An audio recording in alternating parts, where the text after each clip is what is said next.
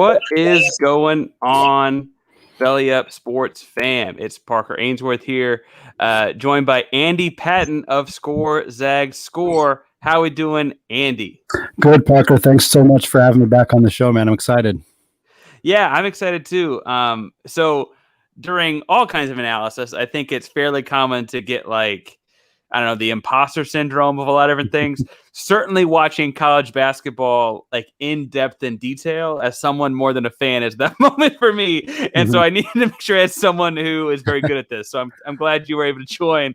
I guess not that all these guys are college guys, but I learned a lot more about Florida State basketball in this process than I anticipated.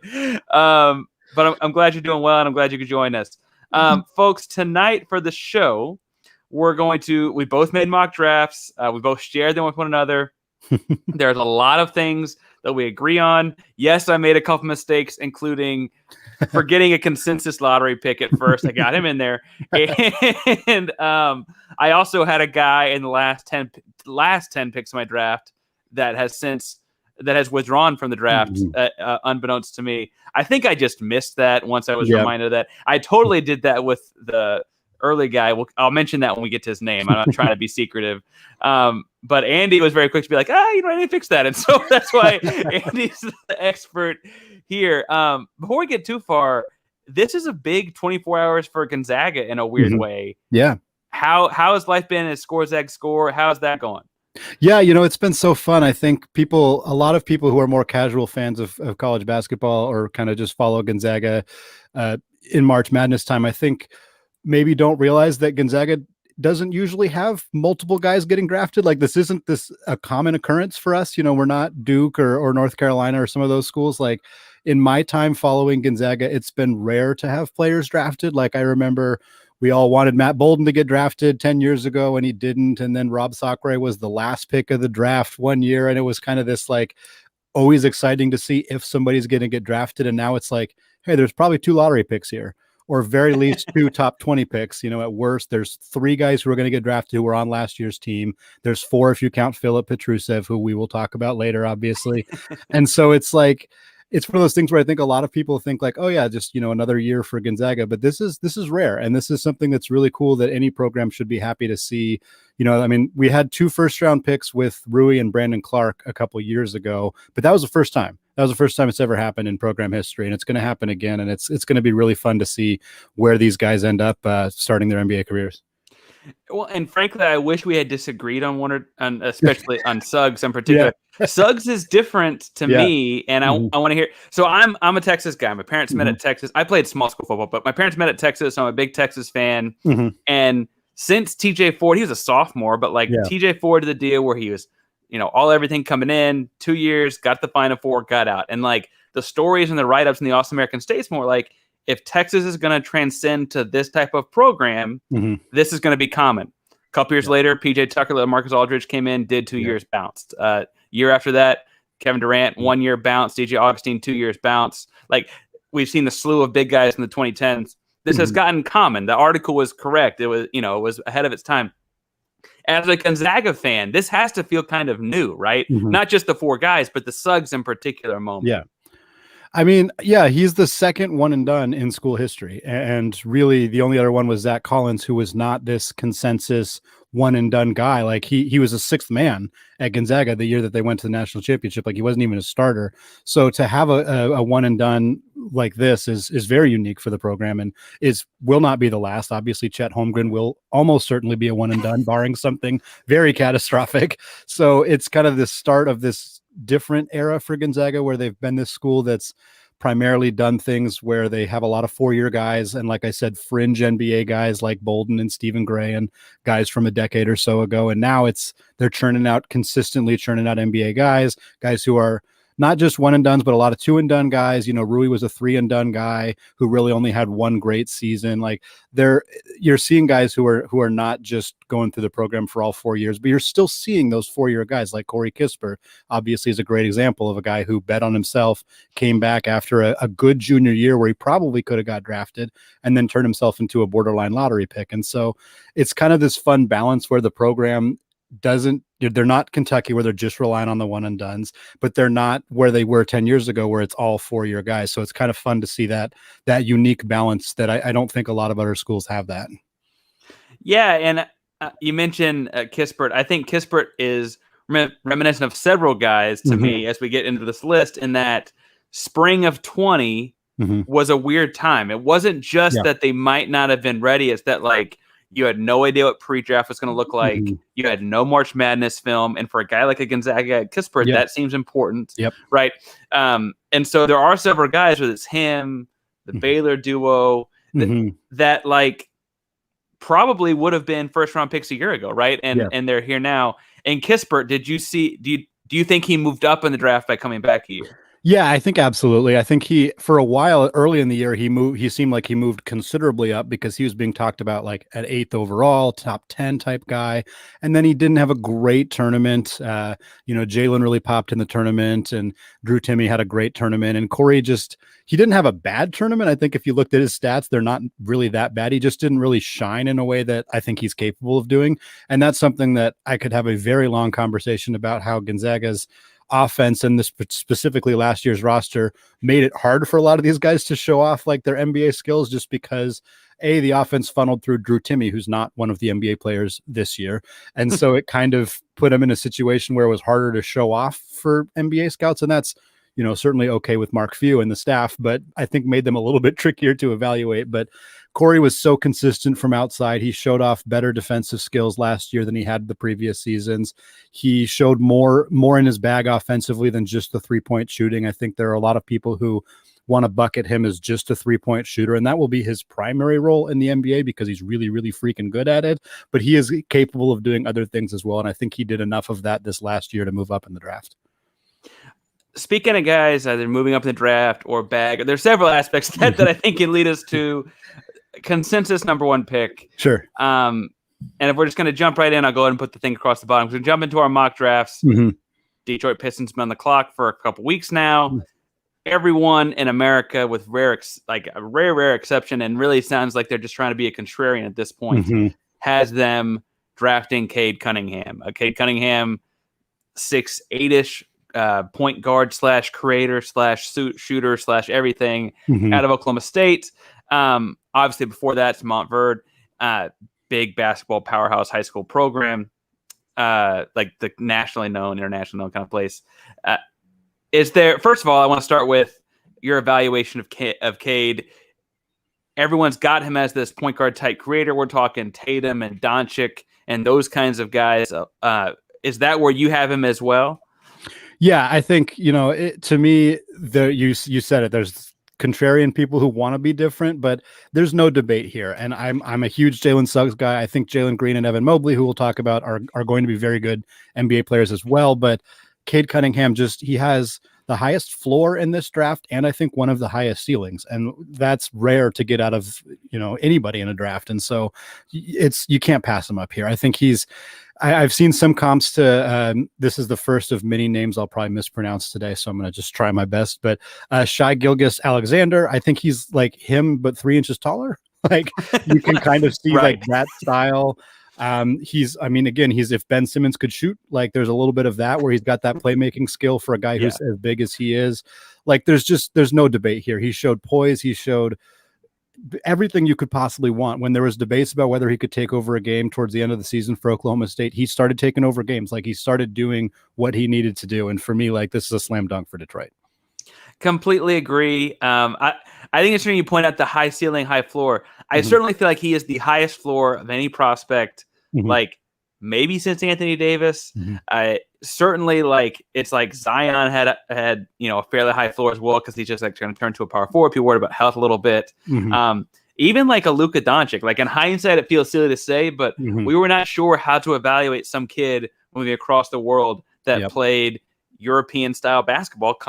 There were questions there. As silly as that sounds, there aren't those questions here. Like the floor here is like 10-year starter. Like if he is just a 10-year starter, we're like, man, like he could have really been something. It's just he's a tremendous shooter. The creative stuff off the bounce, it's all there.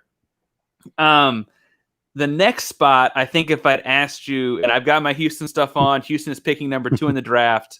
The next spot is us. And before we get to 2, 3, 4, 5, the only thing I disagree on, Kate, is you said he's also got the highest ceiling. I feel like there are 5 guys in this draft that could be the best player in this draft. Like I truly feel that way in a way that I might not have felt 2 months ago.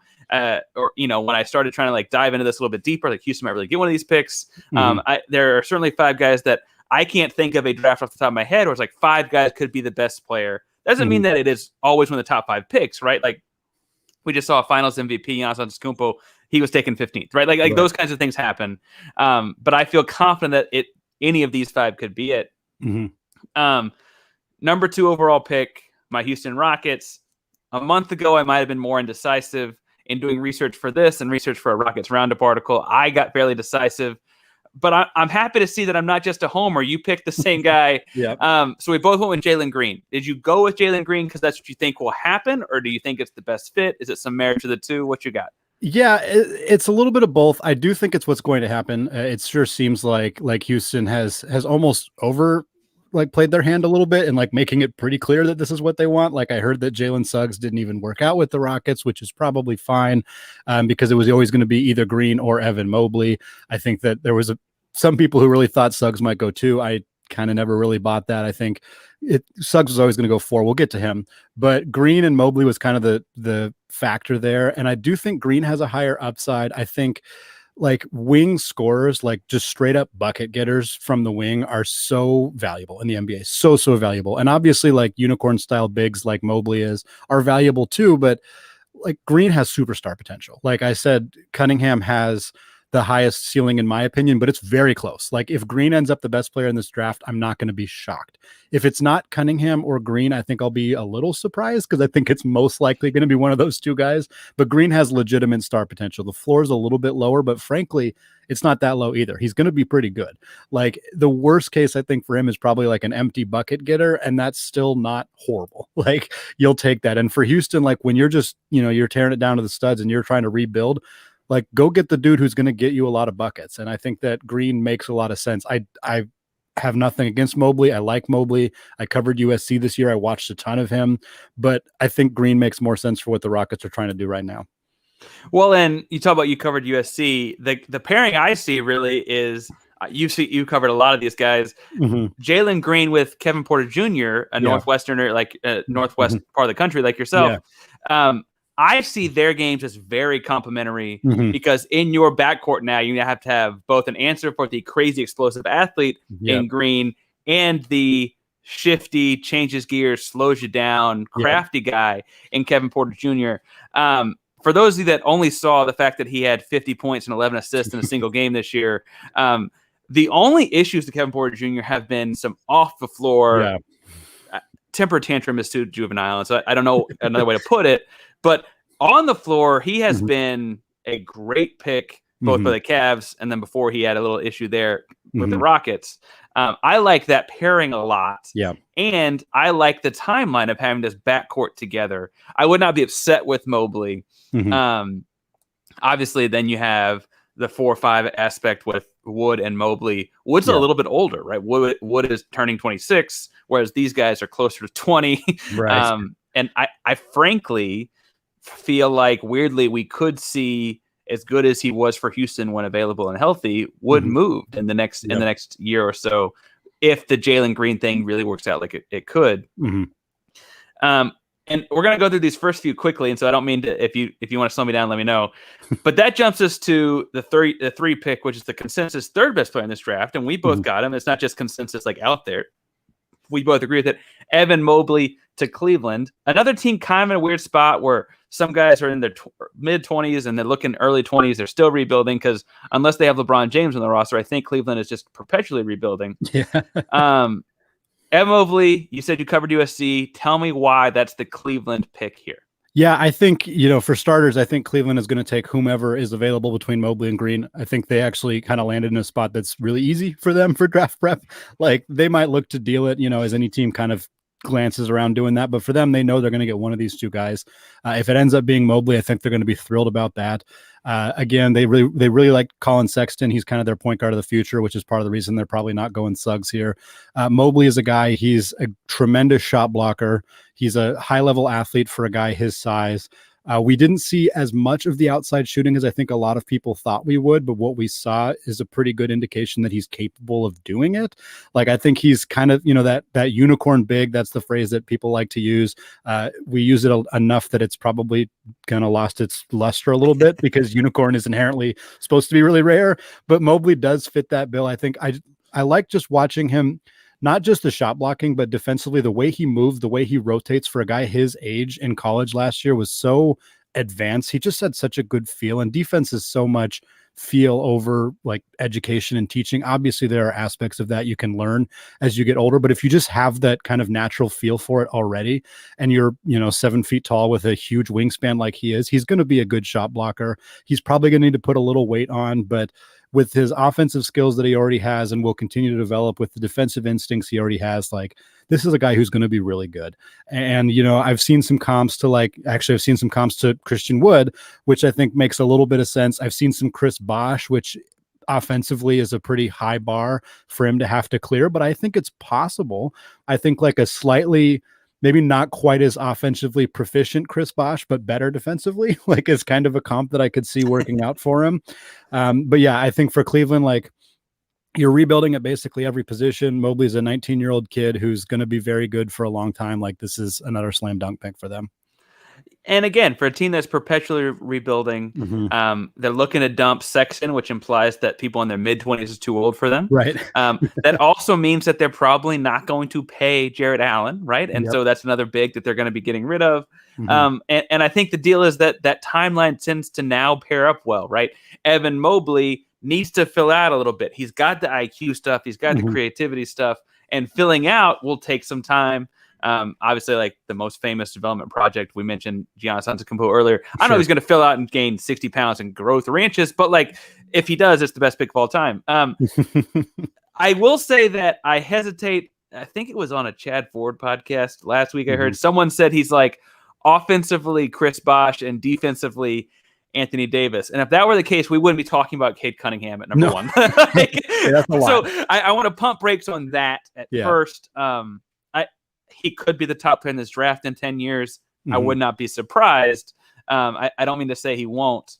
I think that those things are a little bit out there. Like, if it were that clear cut that he's those, I mean, Chris Bosh, you could argue, changed the way basketball is played, being able to play the spread out 5. And then Anthony Davis is the highest rated prospect since LeBron James, right? Like that is a lot there. Our fourth and final pick, I want to hear your analysis. Our fourth and final pick we agree on consecutively, I should say. Right. I want to hear your analysis because obviously you are the host of Score Zags Score. That's a tri-weekly in-season podcast all about Gonzaga basketball. And Gonzaga basketball has been a great program for a long time, but became an elevated program when this guy committed. First of all, he's not from the Northwest, and so it seemed as a Texan a little out of left field. But Jalen Suggs, right? Jalen Suggs is a true one and done, a true program shifting point guard, and much like Mobley, much like Green, much like Cunningham, in a different year would be a number one pick, right? Like, that's just the way the cookie crumbles sometimes, even at a regular point guard size, as opposed to 6'8" like Cunningham. Most years I've watched basketball, he'd be a top pick. So we both have him going forward to Toronto. Notable point guard, probably on his way out of Toronto. What is it about Masai Ujiri and that system that you think is bringing him in specifically? Yeah, I think this is such a great fit. As soon as the lottery came out, I've always felt like Suggs was going to go fourth. I mean, when the opening game of the season, he had like a dunk within the first 10 seconds of his first game in a Gonzaga uniform. And I was like, all right, maybe this guy goes second, because I always thought Cade was going first. And then obviously as the season went on and we started to see Jalen Green with the G League and Evan Mobley, it was kind of like, all right, Suggs is probably going to slot in to that fourth spot. And then when the lottery came out and we saw Toronto picking there, I was psyched immediately. I think it's such a good fit for him, just in terms of their player development skill is so strong. And Suggs, he mentioned this recently. I was on a podcast or a radio show or something. He was talking about Toronto's development program, which is, he's obviously going to say positive things about the team that might draft him, but he was certainly seemed really optimistic about their abilities. And obviously you look at guys like Pascal Siakam and even like Lowry and DeRozan, who, were high ranking prospects, but still turned into like perennial all-stars. It's a program that has had so much success, and you're looking at Lowry's, final days in a Toronto uniform, most likely, and DeRozan's gone, and they're kind of starting over, but they're not in a position where they're like, Cleveland or Houston, frankly, like they're in a bit better spot. And so I think Suggs is a guy who's going to come in and contribute right away. And he's a guy he's a winner. And I know that that's kind of a cliched way to describe somebody, but I mean, if you watch the UCLA game, you know what we're talking about. And his playmaking ability and the questions about him were outside shooting, which I can understand why that would be a question, particularly if you just look at the stats. But I'm not worried about him developing into an outside shooter. I don't think he's going to be, he's not going to be Steph or Dame necessarily, but he's going to be, he's going to knock down open threes if you let him. Like he's not going to be a liability as an outside shooter, and he's phenomenal at going downhill. He's phenomenal at getting to the basket. I think one of my favorite things that I saw him do this year that really helped me believe that his floor is so high in the NBA is referees, particularly in the West Coast Conference, but I think throughout college basketball last year, called every single thing an offensive foul. It was just this huge issue throughout the NCAA. And for a guy like Suggs, who's very strong, very physical, and not afraid to bash into people, he very literally is a football player. Like he was a like nationally ranked top of the state of Minnesota high school football player. Yeah, he could have played quarterback at Florida. Like that was an option that he had. So for him, he's going to bash into people, and then players in the WCC were like, well, we can't stop him, so we're just going to fall down. And then he got called for a bunch of offensive fouls, which took him out of a lot of games.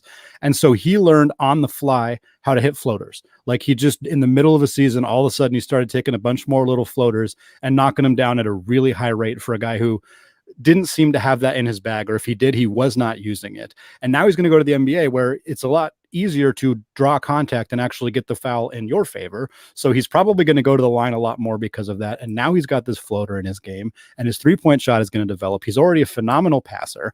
He's got really, really good floor vision, some of the best in the class. And beyond all of that, the thing that I think got ignored by a lot of people until we really got into draft season, he's a great defensive point guard. Great. He's drawn Gary Payton comparisons, that's intense. Like that's a really, like, Gary Payton's maybe the best defensive point guard of all time.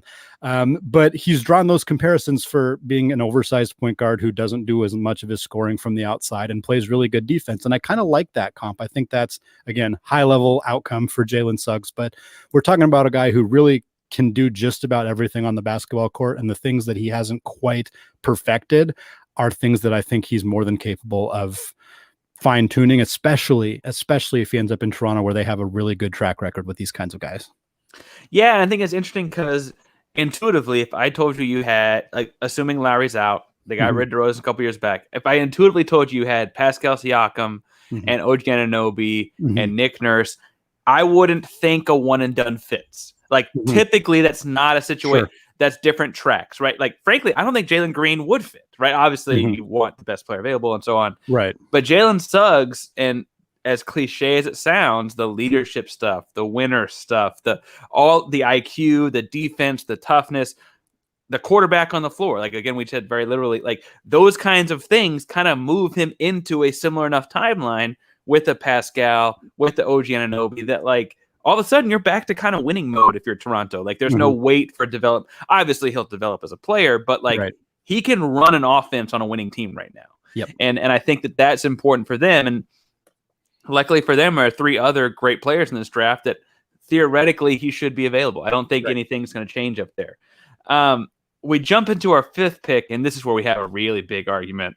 I've got Scottie Barnes from Florida State. You've got Jonathan Kuminga from the G League. Noted, these are both guys going to Orlando. We have the inverse at the next pick with Oklahoma City. So it gives us a chance to talk about both of these guys. Why do you think Kuminga is the one that goes earlier than Scottie Barnes here? Yeah, I think for Orlando, like, they're a team that really needs to take a shot on upside. Like they need stars. They need, like, they need guys who can who can move the needle for their franchise. And I think Scottie Barnes is a very good player. Obviously, we'll talk about him, and he does have some star potential. I don't think that he's not like guaranteed to be a role player or anything. But I think if you look at like who here is going to be a potential like all NBA guy or like a multi-time all-star, and you get past the guys who have the highest chance of that, obviously in Green and Cunningham and Suggs and everybody. And then you're kind of left with like, we just need to take a shot on somebody.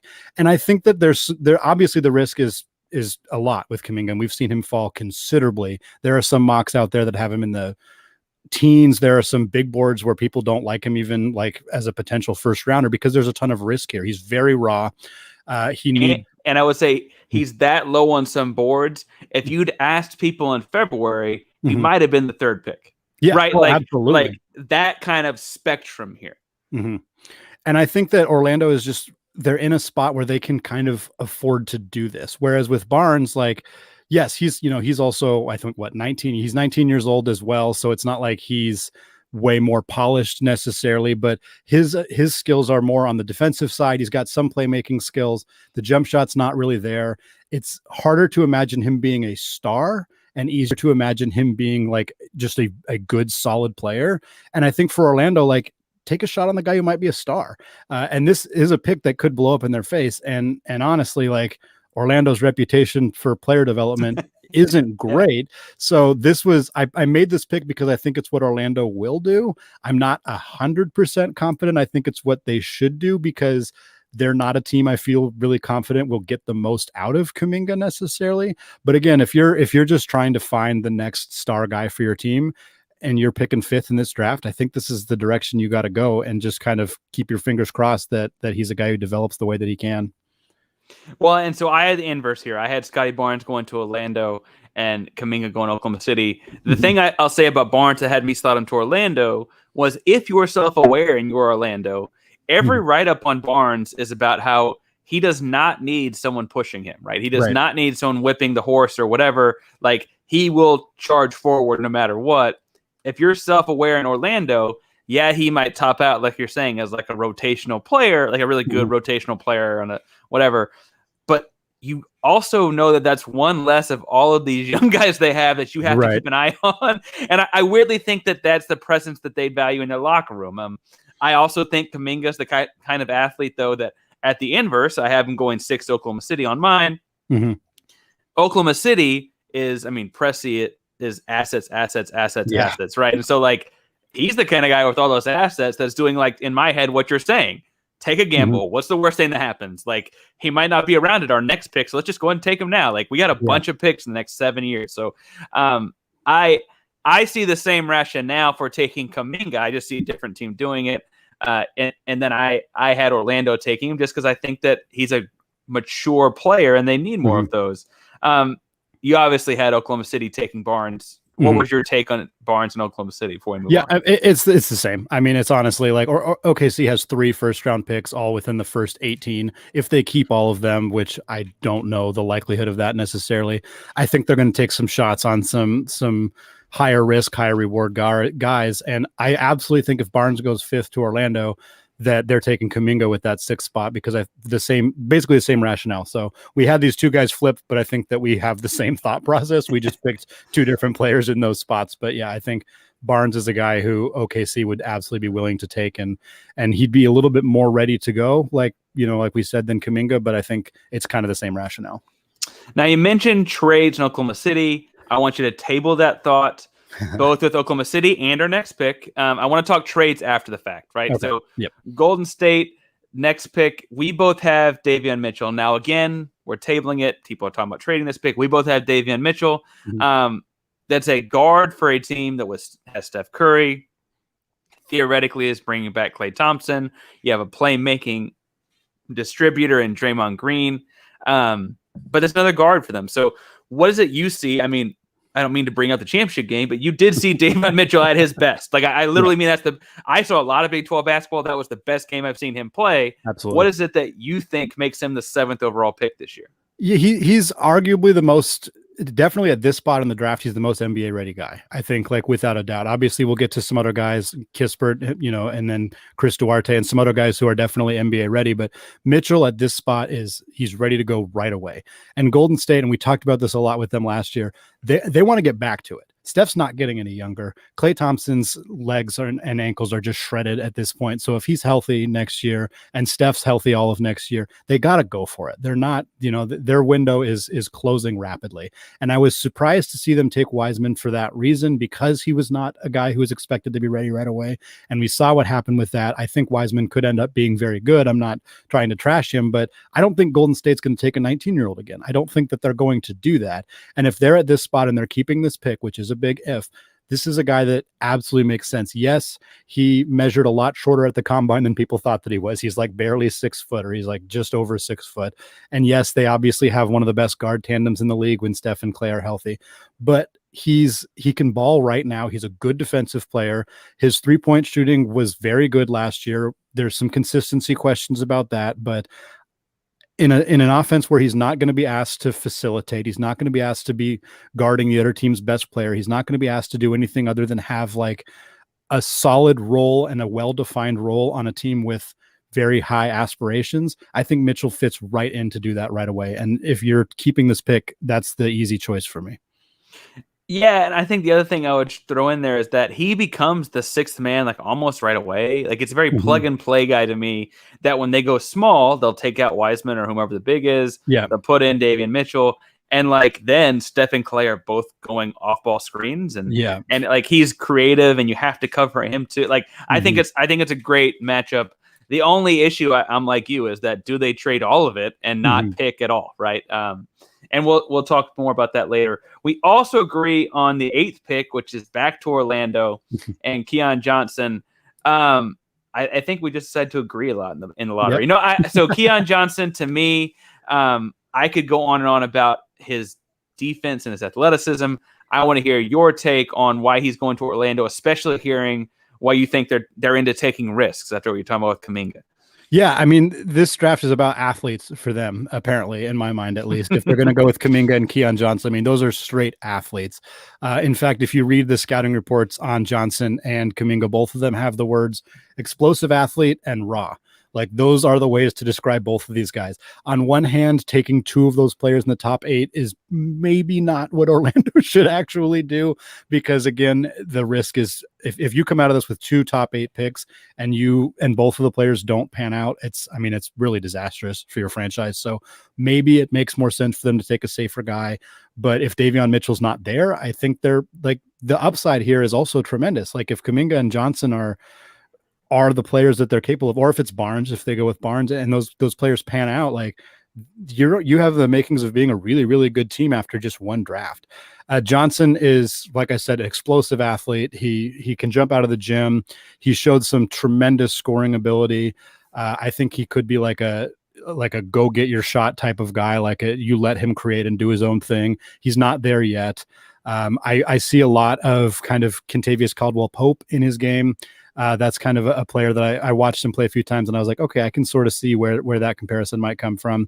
And for Orlando, again, like shoot the moon, like go for the guys who you think can really help turn this franchise around, because taking safer picks, while it will improve your team in the short term, it's not what this franchise needs. Yeah, and so the same gamble you talked about with Kuminga earlier is why I had them doing this here, right? I feel like they got a solid guy in Barnes. They could get more of a gamble here. But if you're a gambler, you're going to gamble a lot. Like they have gambling hotlines for that, right? Next is where we really start to differ more so. I think Sacramento is taking the Turkish guy, Alperen Sengun. I don't know if I've ever pronounced that correctly in my life. I say it out of the Turkish league. And then the copy of your draft I have from you has them taking James Bouknight. So talk me through your thought process on Bouknight. I have him going a little later, and I'll get to that in a second, but what's your thought there? Yeah, I think that Bouknight he's such a good scorer. And like the NBA is such a buckets league, more than it's probably ever been at this point. And a guy who can create shots for himself is so rare. And that's what I see out of this kid. He's 20 years old. Sacramento again is kind of in a spot where they're really trying to turn things around. They're trying to win soon. I think Boonight's a guy who can help them right away, even though he is young. His ball handling is unreal. I don't know how much you got to see UConn, but this dude looked really, really smooth. I'm going to make the comparison that I like because I'm a Portland guy. You can see a lot of CJ McCollum in his game, where CJ is a guy who you can get him the ball and just let him go to work. I think McCollum has run the most miles per season every season because he moves so much without the ball. He moves a lot with the ball. He's just constantly moving, and he can get his own shots from just about anywhere. And I think that's kind of what I see out of Boonai. And certainly again, that's a high bar to clear for him. But there are elements of that in his game. And I think that the ability to light it up in a hurry and score a lot of points and handle the ball really well makes him really attractive. And for Sacramento, when you're just looking for any kind of spark, anybody who can really help your team right away and develop in your program, I think he makes a lot of sense.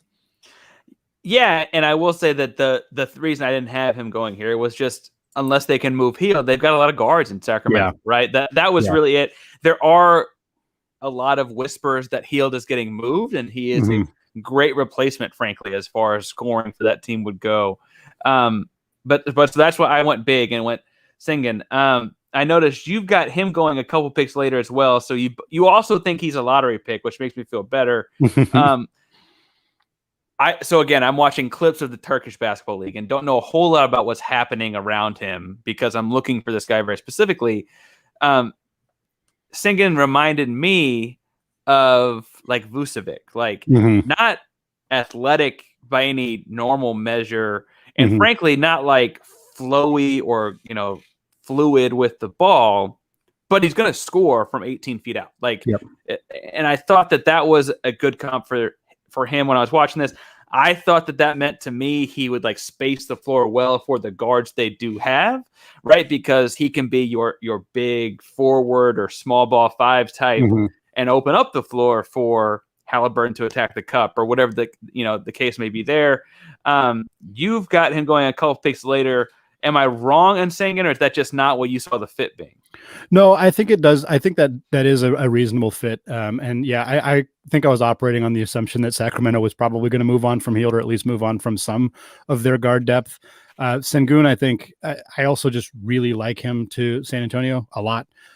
It's partly my just assumption that San Antonio is going to go after every really good international player because they've had a ton of success doing that. And so I think I saw that fit as making a lot of sense. Vucevic is who I had down as a comp for him as well, although I've seen some comps to Enes Kanter, which is a little concerning in the sense that I would hope he can shoot a little better than Enes Kanter can. If he's Enes Kanter as a rebounder and a low post player, that's phenomenal. But you'd like to see him shoot a little bit better than that. But yeah, I think he's definitely a lottery guy for me. Well, and I've seen Enes Kanter literally turned into a turnstile on defense. Yes. So I hope that he's better there. Interesting here to me. So Memphis, in a big trade just 48 hours ago, trades to move up to the 10th pick. They move on from Jonas Valanciunas, who did very good things for them as recently as the first round of the playoffs, right? We both have Franz Wagner from Michigan at this pick. So we both see him as the player Memphis clearly moved up to get. I have my assumptions as to why you want, if you're Memphis, a 6'10 guy that can shoot. What's your thought process there? Yeah, I think for Memphis, there was a few players for me. Whenever I see trades like this, I think who are the players who we know are going in, who are mocked in that gap area, because that's who the team is trying to get, And for me, Wagner wasn't going lower than 17. He wasn't going to make it to 17. There's very few, if any, mocks out there that have him there, but he's probably going to be available at 10. And so for me, he was one of the players who, in my mind, kind of fit. We'll talk about a few of the other ones who kind of fit what Memphis might be trying to do there. For me, as somebody who follows Memphis a fair amount because they have Brandon Clark and because they have Killian Tilly last year, they have a lot of kind of bigs-ish. They've ran out of playing time for Brandon Clark last year because of that. But I think that they're trying to consolidate the talent that they have. Yeah. This may end up making Brandon Clark be tradable, which is probably a good thing because he kind of seemed to wear out his welcome after 1 year in Memphis, which was a little surprising to me. But he's a good defensive player. He's a good outside shooter.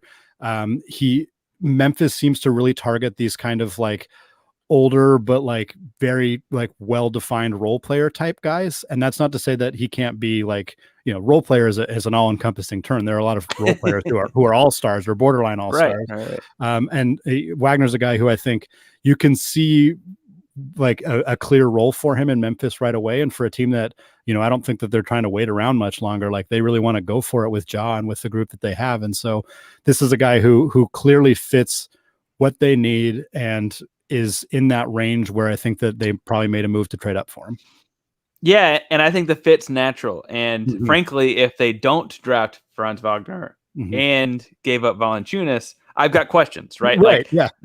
The deal is that Valanciunas could space the floor out some, or it's Triple J on the inside, or Ja driving, or even Dylan Brooks driving to the midi for like. You need a big to space the floor, and if it's not Wagner, I'm going to have questions. Right. My 11th pick was James Bouknight, we talked about earlier, to Charlotte. I had him going there because I think there's an interesting yin and yang there with LaMelo. We talk about how much he reminds you of CJ McCollum. I can't picture a better teammate for LaMelo than CJ McCollum, right? Frankly, right? And so that was my thought process there. He's off of your board, so you went with Jalen Johnson out of Duke. Talk to me about Jalen. I have Jalen Johnson going a few picks later. This is probably the one thus far we've disagreed on the most as far as where Jalen Johnson goes, which makes sense if you've read his story and heard his story. Yeah. Talk to me about why you've got him going to Charlotte here. Yeah, Johnson's definitely somewhat polarizing among just people who follow college basketball in the draft. He's a great playmaker, and you'll hear me say this a lot. You've already heard me say it a lot. Like guys who can create for themselves and guys who have that kind of innate playmaking ability, especially bigger guys, are so valuable. And Johnson, he's about 6'8".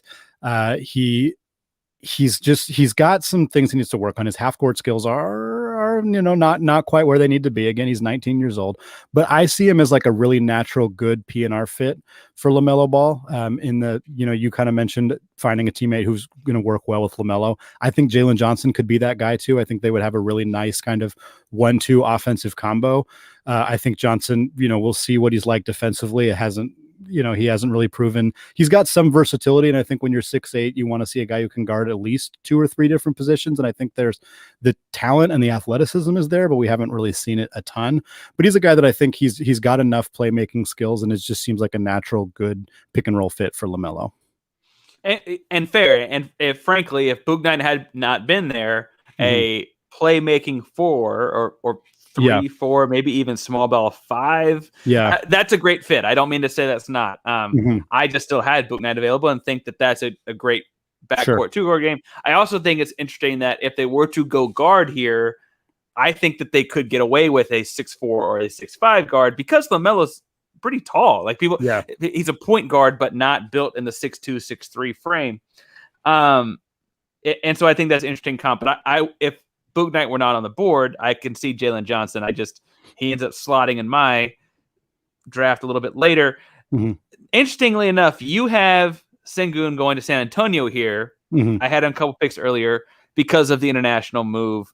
I actually had Josh Giddey, who just played in the NBL down in Australia. Now, what's interesting here is, I alluded to this earlier in the start of the podcast. I actually bluntly just forgot Josh Giddey when doing this thing. I had him on my list of forwards. I had him on my wing players. And then transferring that to where guys were actually going to go and trying to find fits on that, I just missed him. And so then in going over notes before the show, Andy was like, you don't have Josh Giddey. He's kind of a consensus stuff, whatever. Yeah. And so he ends up to San Antonio to me, which makes a weird click in my head. If San Antonio gets guys you don't think of very often, whether it's DeJounte Murray, whomever, he's got the international deal going for him and just played in Australia. He's a long, creative guard. It's the Australian league, and he was a great passer in it. last year's Rookie of the Year, LaMelo Ball, was also a great passer in that league. Now, I'm not saying he's LaMelo Ball, but I think that that's enough to say that at least some of that will translate if you really are in the right system and work hard. I think Pop's a good guy for that, for a pass first type of guy. That's why I've got him there. And even if I forgot him earlier as my first time around, you've got Sengun there. I want to hear, why do you is it just the international thing? Is it that you trust their process in San Antonio? What is it about Sengun that you've got going there?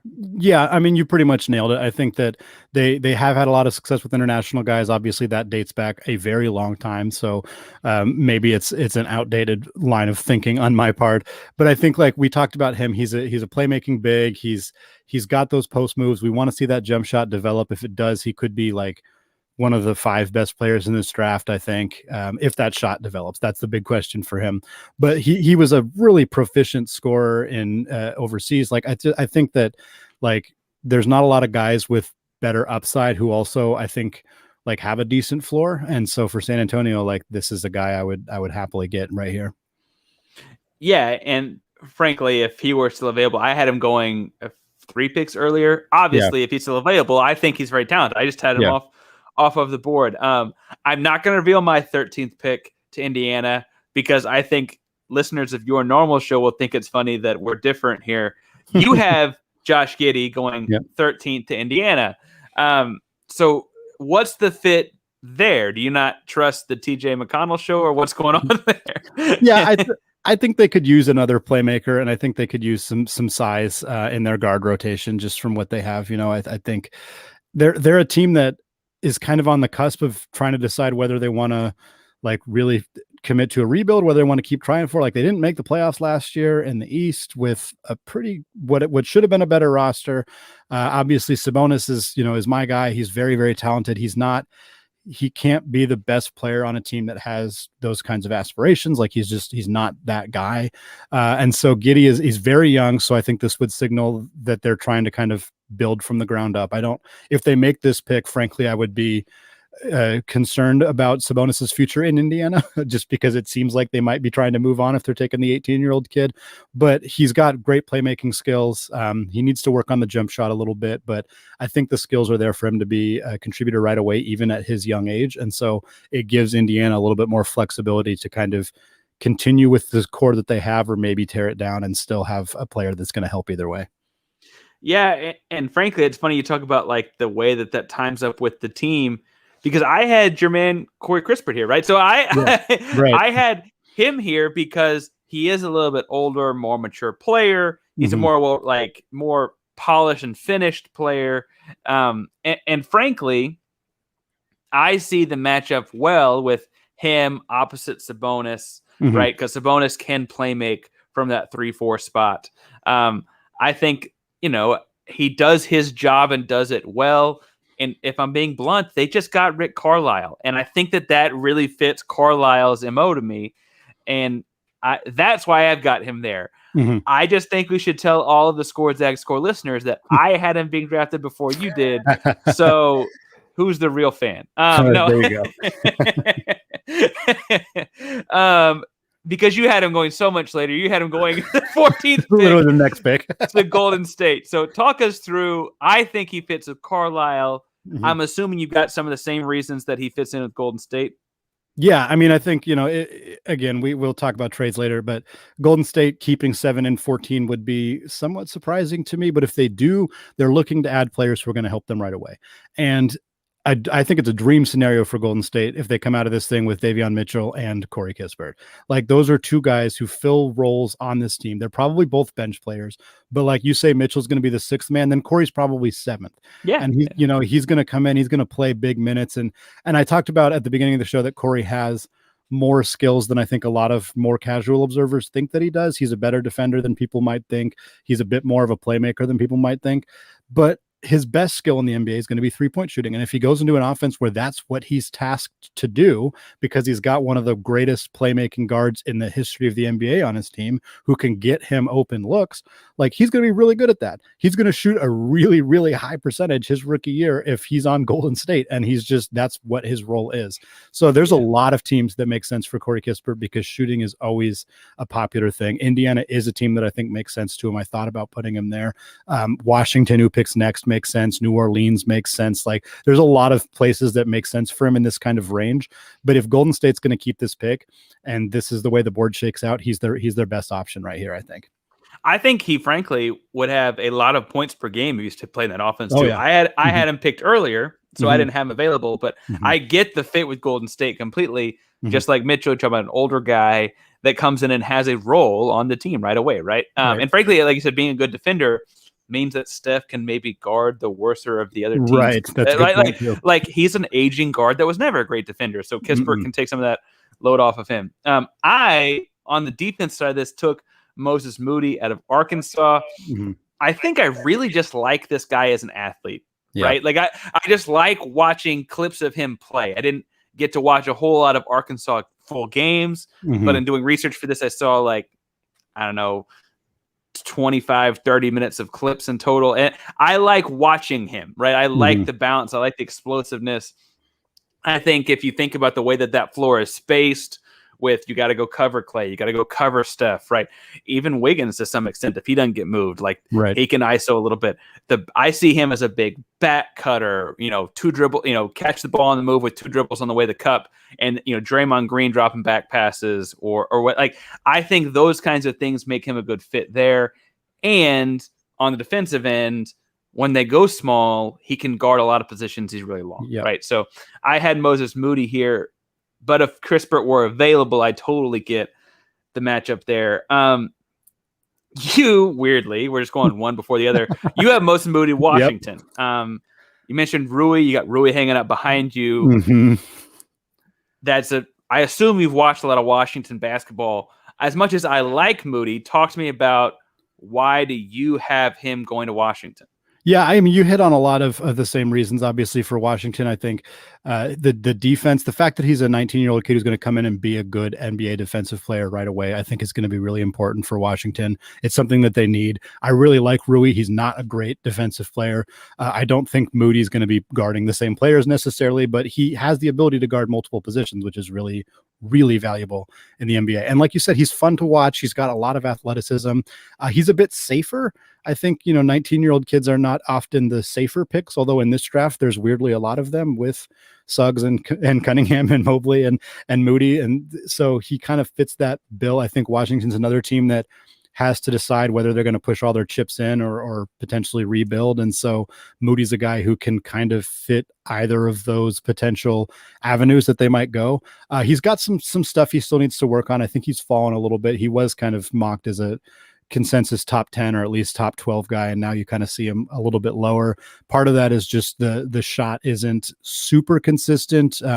He's not a great finisher around the rim, which is something he's going to need to work on, but I think he's got the skills to be a two-way player who really contributes on both sides of the ball, and he's going to come in and probably be a versatile defensive player right away. And for a Washington team that could really use that, like this would be a great spot for him at 15. Absolutely. And I will say, kind of tagging off of what you just said about him falling and being in this range. Interesting about this draft to me is you've got 4 or 5 guys that can change a franchise, and that's a lot. There is no Anthony Davis, right? There is no, I mean, Cade Cunningham consistent number 1, but there's no this guy is number 1 every year, right? The way that Anthony Davis or LeBron James felt. But there are 4 or 5 guys that can change a franchise. I feel like picks 12 through 25 are all very similar as far as ceiling floor goes. I feel like you could call that a bad set of teens, but then you also have a good set of 20s because all these guys are could go to all these places, right? As far as the actual number slots go. So I had Moody 14 to Arkansas. You had him 15 to Washington. My riskiest pick, I'll say, was Usman Garuba from Spain going to Washington. Obviously, Washington has shown they're not scared of the international player thing. I think that's important here. He did play very well in the top European league, for whatever that's worth. And I think it's worth pointing out that's like the same league we saw Luka Doncic play very well. He didn't play as well as Luka Doncic, but the same league we saw Luka Doncic play very well in. I also think that a tall, long, 3-level defender is important because Washington has a lot of post big defenders, and he can really guard more than that. Yeah. I think the only reason this wouldn't happen is because they've got a lot of big guys. And so I guess I call it my riskiest pick thus far because they might just have too many big guys. I've got a couple big guys in the next few picks, though. And so I thought that that's the one that matched up best with them. Oklahoma City, we weirdly are both back on track here and both have one of these high ceiling, low floor big guys. The guys can go anywhere from pick 12 or 13 to pick 26. I'm a Texas guy. Like I said earlier, my parents met there. I don't know where Kai Jones is going to go. So I kind of put him at 16 to Oklahoma City because it seemed kind of in the middle of where he could go, if being honest. I'm comforted by the fact that you did as well. Why do you have Kai Jones 16 to Oklahoma City? Yeah, upside. That's the biggest reason. The dude is bouncy. He shot 40% from 3. He looks like he can jump out of a gym. Like, that alone should probably get you in the first round. And he was productive too. It's not like he did well, but there's a lot of things that need to break right for him to be like the player that people believe that he's capable of being. Like, he doesn't finish well around the rim. He doesn't have a post game. He looked sometimes frankly confused or a little bit disoriented in the offense from the times that I watched him play. Like, he pump fakes a lot. He doesn't seem to be a super strong decision maker, stuff that you might expect from like an 18-year-old freshman. And he was in his sophomore year. So there's a lot of risk here, but again, OKC really can afford to do this, and you and I, we had Orlando at the same pick at 8 with Keon Johnson, and OKC with Kai Jones at 16, and then we just flipped their first picks in Kuminga and Barnes. But I think we kind of have the same vibe about those teams of like, they're going to take these upside guys, they're going to try to shoot the moon and try to get somebody who can potentially develop into a star. And Jones, like, those intangibles, that 3-point shooting and that athleticism and just size in general, make him really, really appealing. But he's probably not going to be he's not going to be playing in the all rookie game at the All-Star break. He's probably not going to be on an all rookie team. He's got more time that he needs to develop, but OKC can afford to wait on that, especially if the upside is as high as it is. Yeah, and I don't mean to turn Oklahoma City and Orlando into NBA farm systems, but they kind of feel like these teams full of development projects. And as a guy that watched a lot of Big 12 basketball, specifically Texas, there were times I almost forgot we had Kai Jones. And when you say 6'10", 7'2" wingspan, 40-inch vertical, shoots 40% from 3, how can you forget that guy's on the floor? Like that's a weird, some guys are just bored in college, and maybe that's really the case. But it was weird watching them play, because we're going to talk, Texas had several guys going in the, being drafted tomorrow night, and they did win the Big 12 tournament. They didn't have to play Kansas, but they had each of those guys you kind of forgot about at times, and they all played very similar big positions. It's a weird deal. I think Oklahoma City, though, will take him because, again, like you mentioned, they can risk it. I, in my next pick, had now New Orleans, so in that swap with Memphis, New Orleans come back to 17. I had Chris Duarte from Oregon. I think you probably saw him much closer, which makes me a little nervous because you did not take him here. This is if it's in as big as our earlier discrepancy, this is probably our biggest one. You had Trey Murphy here from Virginia. So I want to hear you talk about Trey Murphy, and then I'll talk about Duarte, and then you can tell me why I'm wrong on Duarte because you probably watched him closer. To be honest, I considered Duarte heavily here, so I'm probably not going to tell you why I think you're wrong, because I think it does make some sense. Again, using the logic that may or may not be super accurate, New Orleans was willing to trade down, I think, expecting that they're going to get their guy at 17. And so for me, I was kind of looking at a guy who has risen up some draft boards, but isn't really necessarily a lock to be in that like 10 to 15 range, because that's who I think they're probably going after. And the Pelicans, like they're trying to win now. Zion's already expressed a little bit of discomfort with where the team is. So I think they're going to try to turn things around. And Murphy has a really, really safe floor. He's not a super high upside guy, and that's where 17 might be a bit high for him. He also is kind of in that power forward vein, which is not necessarily a need for them, obviously, because of Zion, although he could play some small ball five, or they could kind of get creative with how they want to work matchups here. But Murphy, I think he's a guy who does a lot of little things right. I think he's got a lot of talent. And I think for the Pelicans, if they're willing to trade down and still looking to try to win now, like, again, Duarte was on my list of guys who are kind of in that range who can help right away. But I think Murphy, I like the fit just a little bit more for him right there. Yeah. And, so the fit you're talking about with Murphy, I don't think is horribly different than the fit I'm seeing with Duarte. No. It sounds like it's just a different player that fills the same role for them. And so It's interesting that I'll let you talk more about Duarte when we get to him on your board. But I also see New Orleans going for a shooting guy that can come in and play that role right now. Right. Next in our Oklahoma City is the farm system team of the NBA.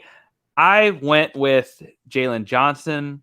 He went much higher with you, right? You went with Sharif Cooper, who I will say I probably have higher at this moment than I had about 48 hours ago when I was putting this together. Talk me through Sharif Cooper going to Oklahoma City. They do have Shai Gilgeous-Alexander. Like, what's the thought process there? Yeah, I think for starters, I felt like OKC wouldn't double up on a bunch of positions here. So I went with like a wing and then a big and Kai Jones. And so I was like, well, maybe they'll take a guard. I don't know how accurate that is. I don't think that they're drafting for positional needs, considering that they're kind of just trying to draft for upside right now. Cooper is more polished than I think. He's more polished than Jones, certainly. He's more on the level of Barnes. And I think he's a really, really good passer, like a really good passer. And I think that, we're talking a highly productive guy in college. He averaged 20 points and 8 assists at Auburn as a freshman. That is ridiculous. Like looking at college stats. They play 40 minutes. Like 8 assists would be a lot in a 48-minute NBA game. Yeah, it's ridiculous. He's got some things he needs to work on. He's not a great shooter. He's a bad 3-point shooter in college, if we're being honest. I think he'll probably be better than a 23% shooter if he works on it. And he was a good free throw shooter, which sometimes can lead to guys being better 3-point shooters.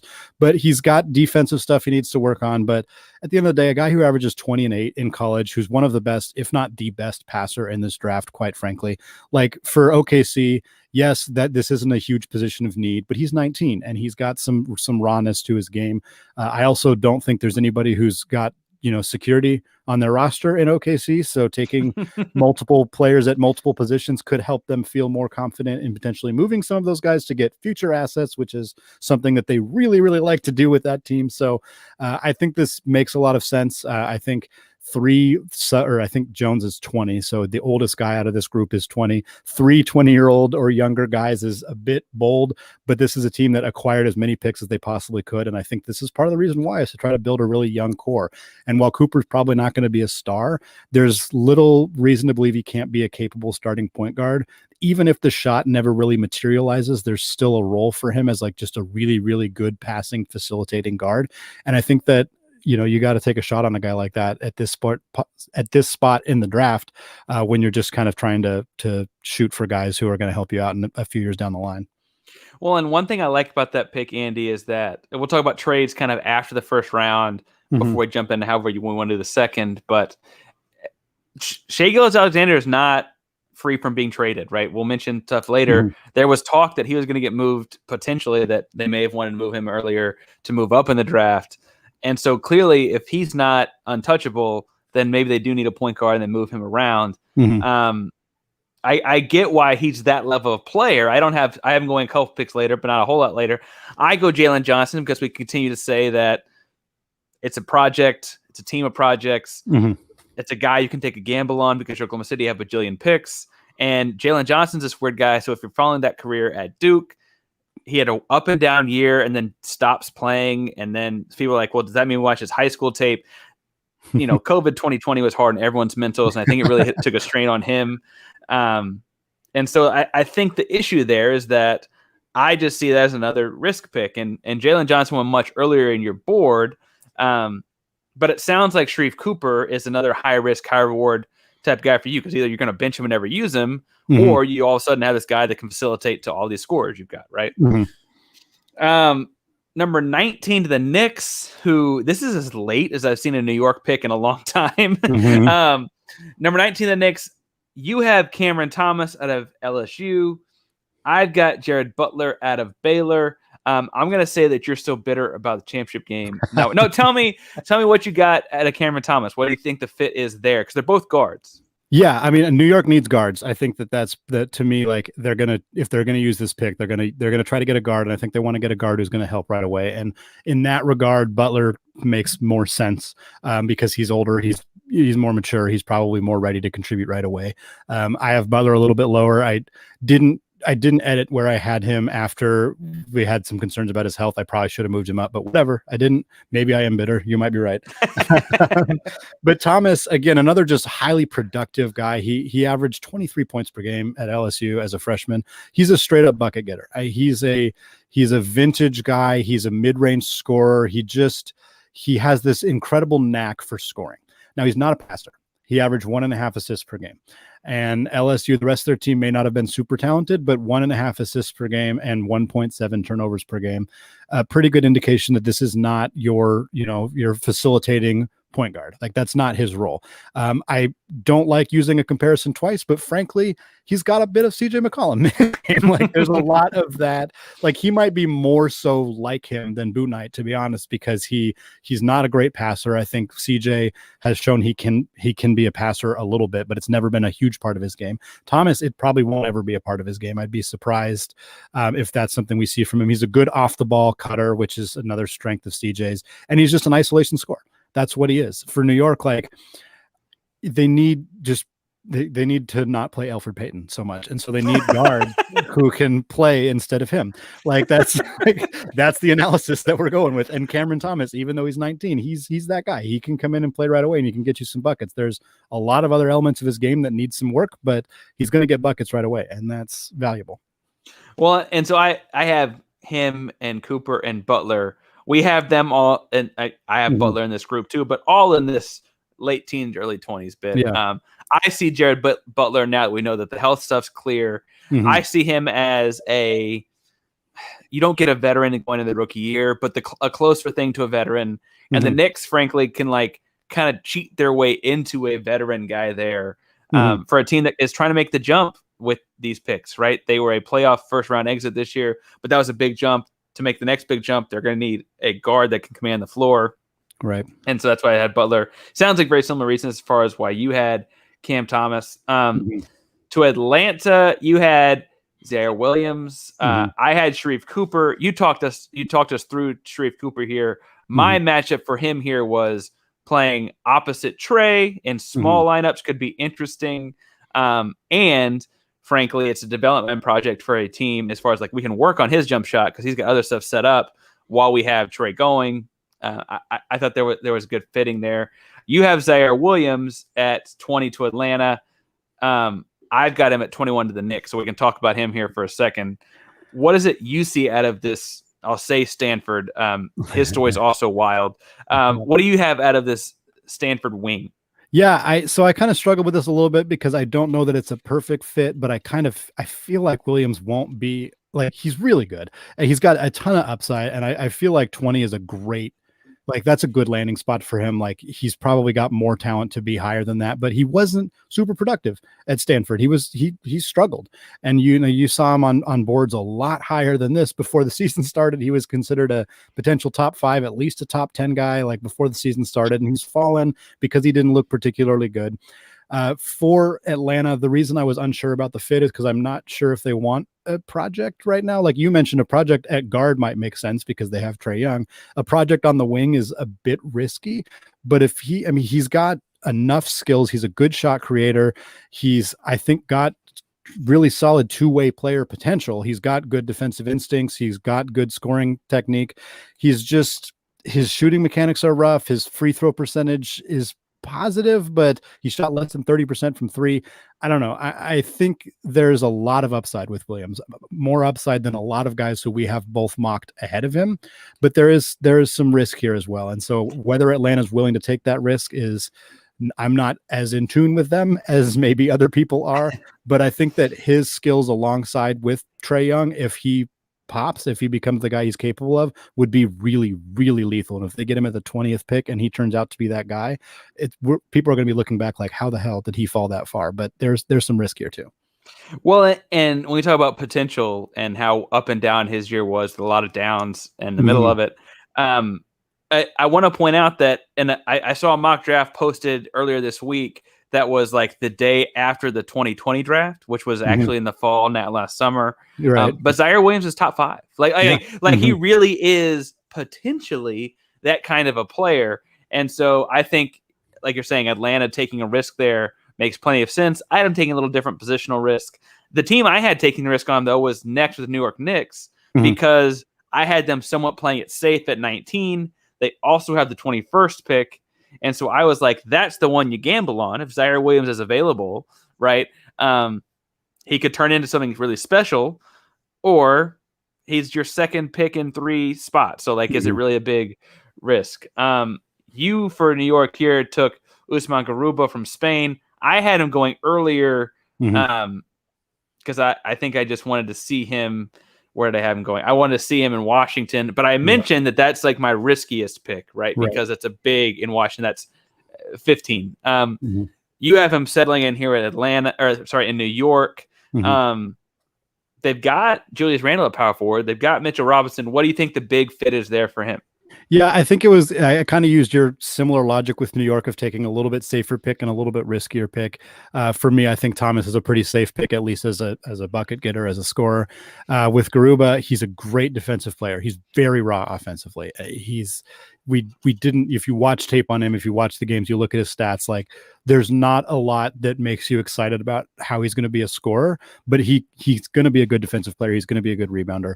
And I think for New York, yes, they have those guys. They have Randall, they have Robinson. He may not be a guy who carves out a significant amount of playing time right away, but if he's around at 21 and they already used a pick on a guy that they envision being a rotation piece right away in Cameron Thomas, then I think that Garuba is an opportunity for them to kind of develop a guy a little bit slower. Like I said, they're obviously trying to turn things around and get a little farther in the playoffs, and he may not be the right player for that right away, although having a guy come off the bench who can play aggressive defense in multiple positions is certainly valuable. It's hard to see where he's going to take playing time away from other guys, but I think for New York, it's also a way to get guys who are going to help them farther down the line. Like they're not cashing all their chips in for next year. They shouldn't, at least. So if they're getting guys who can help them a little bit further, that might be valuable too, especially when you have 2 picks right basically back to back. Yeah. So it's interesting that we had a similar strategy there, because I think we also both have a similar strategy with the Lakers at 22. We went with different point guards that we both talked about at some point. I went with Cam Thomas because I didn't take him earlier. And you went with Chris Duarte because you didn't have him going to New Orleans earlier. We don't need to keep beating a dead horse here, but why does LA need a point guard or need a guard? Yeah, they're not getting any younger. LeBron he's getting up there. I know it doesn't always look like it because he's a freak, but he's getting up there. And Anthony Davis is getting up there, and they just need somebody who can help him right now. Duarte is a very, very good 3-point shooter. Very, very good. He shot 43% last year. He was a good 3-point shooter his entire time at Oregon. He's a good spot up shooter. He's a good scorer. He's a decent defensive player. He's not much of a playmaker, but that is fine. That's totally fine. That's not what the Lakers need. They need a guard who can shoot, who can help them defensively, and who's not a project. He's the oldest player in this draft. He's 23 years old. He's far and away, I think, the oldest player in this draft. And so for the Lakers, like if he's still around at 22, which I'm not, this is the latest I think he'll go, to be honest. If he's still around at this point, this is an easy pick for the Lakers in my mind, because you get a guy you get a rotation player right off the bat. And in the 20s, in most drafts, you're not getting a rotation player right off the bat. That's pretty rare. And so this would be, I think, a slam dunk for the Lakers. I've liked this fit all along, and I think maybe I let him slip in my draft just because of how natural of a fit this seems to me. Yeah. But I don't know if he's going to make it that far. No, I think that's fair. I think the other thing is, so I had Duarte going to New Orleans, and I think the interesting thing there is that or it's Brandon Ingram or Zion, he doesn't have to have the ball in his hands. He doesn't have to bring it up and initiate the offense. In LA, he also, like you're saying, doesn't have to do that, right? Like LeBron will initiate the offense, AD will initiate the offense. We're jumping to my Houston Rockets, who have back-to-back picks at 23 and 24 after some clever maneuvering from Rafael Stone. I don't know what you think about trading assets and whatnot, but the second round, first round pick swap they attached to the PJ Tucker trade. Yeah. So I actually forget which of these picks, but one of these picks was Milwaukee, right? And what ends up happening is they swapped the Houston second round pick in a pick swap from Milwaukee's first round pick, which are only about 8 picks apart. Right. And it ends up getting Houston 2 picks right here. Interestingly enough, it's in a separate order. I had him at 23, you have him at 24, but we both have Isaiah Jackson from Kentucky filling in here. I assume that's because we both have them taking Jalen Green earlier, and that's a rim running big from Kentucky. You can replace, the 5 spot if you were not to take Mobley. If they were to take Mobley, I don't think there's a need for a 5 here. But we both have them taking Green earlier, and so then Isaiah Jackson here. I have them taking Trey Murphy at the other spot. You have Jaden Springer. Talk me through Jaden Springer and the point guard aspect of that. Yeah, I think, you were touching on Isaiah Jackson, and I think, you hit it exactly of like rim running big. What a great thing to add to the team that they already have. But with Springer, I think you're looking at a guy he's a great defensive player. He's a very, very, very good on-ball defensive guard. I loved watching the few games at Tennessee. The Zags were supposed to play Tennessee. It was one of the games that got canceled because of COVID. I was bummed about that because there's a lot of players on that.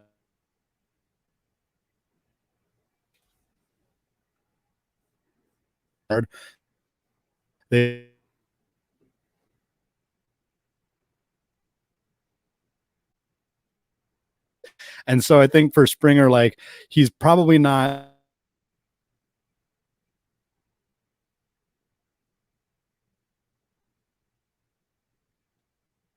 aggressive he is on defense because of how big and physical he is kind of in that side of the ball. I think he's got good offensive skills too. He's a bit like Suggs in the sense that he goes, hellaciously towards the rim without a lot of he doesn't have a lot of moving around guys very well. He goes through guys a lot of the time, which can be good and bad. It's more challenging in college than it is in the NBA, certainly.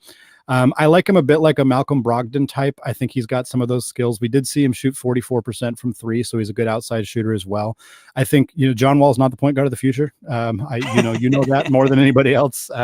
So I think he's a decent fit with Porter as well.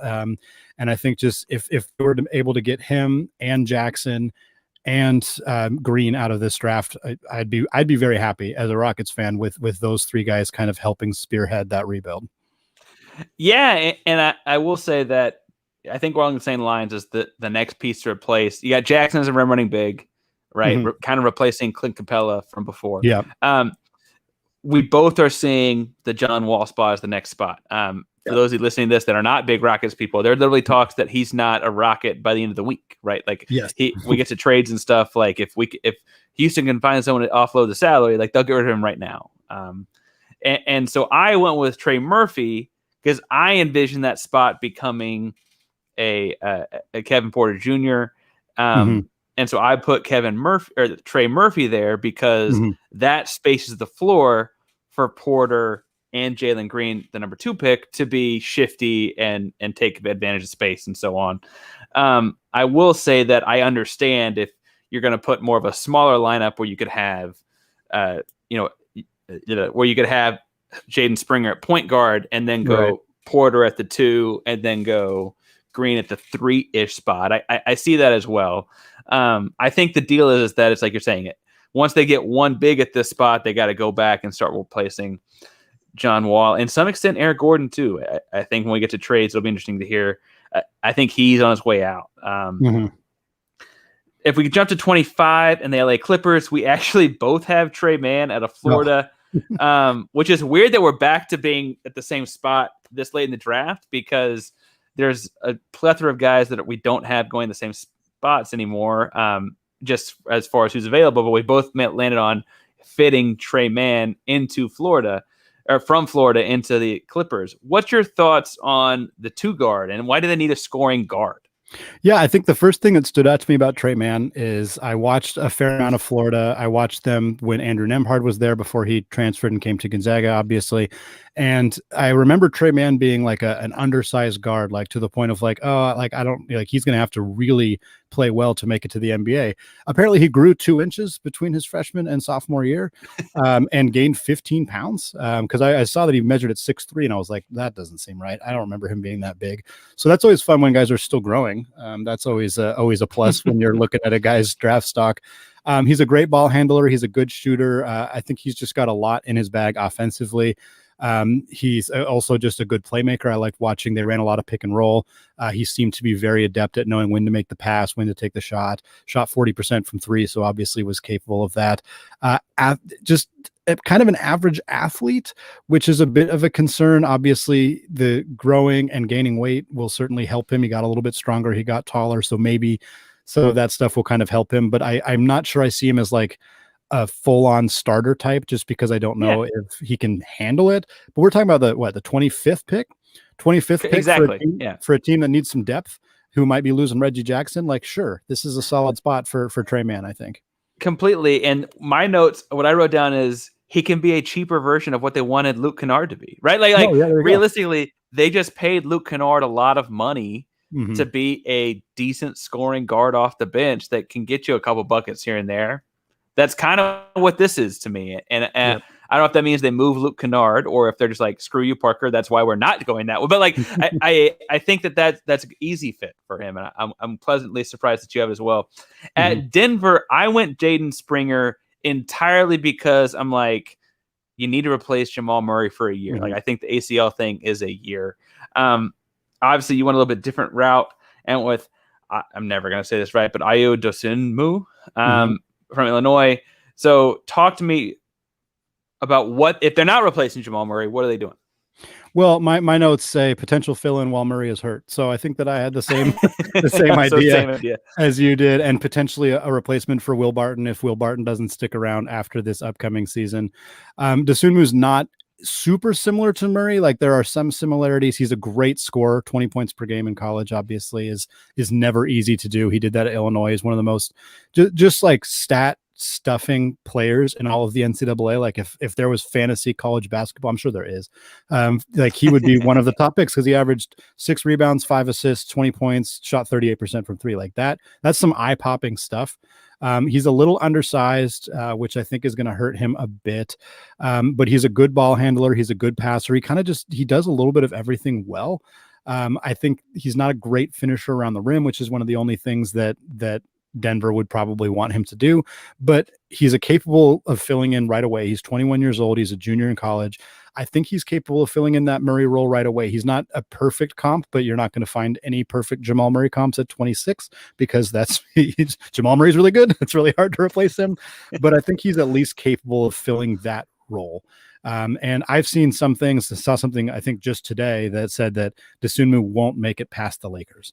Like, that if he's available at 22, the Lakers are taking him. So I don't think this is exceptionally realistic. Apparently, according to that, those things aren't always true, obviously. Yeah. But if he's here for Denver, then yeah, I think they would take this pretty easily. Well, and to be fair, I don't mean to diminish what you did, because you put a lot of research in this.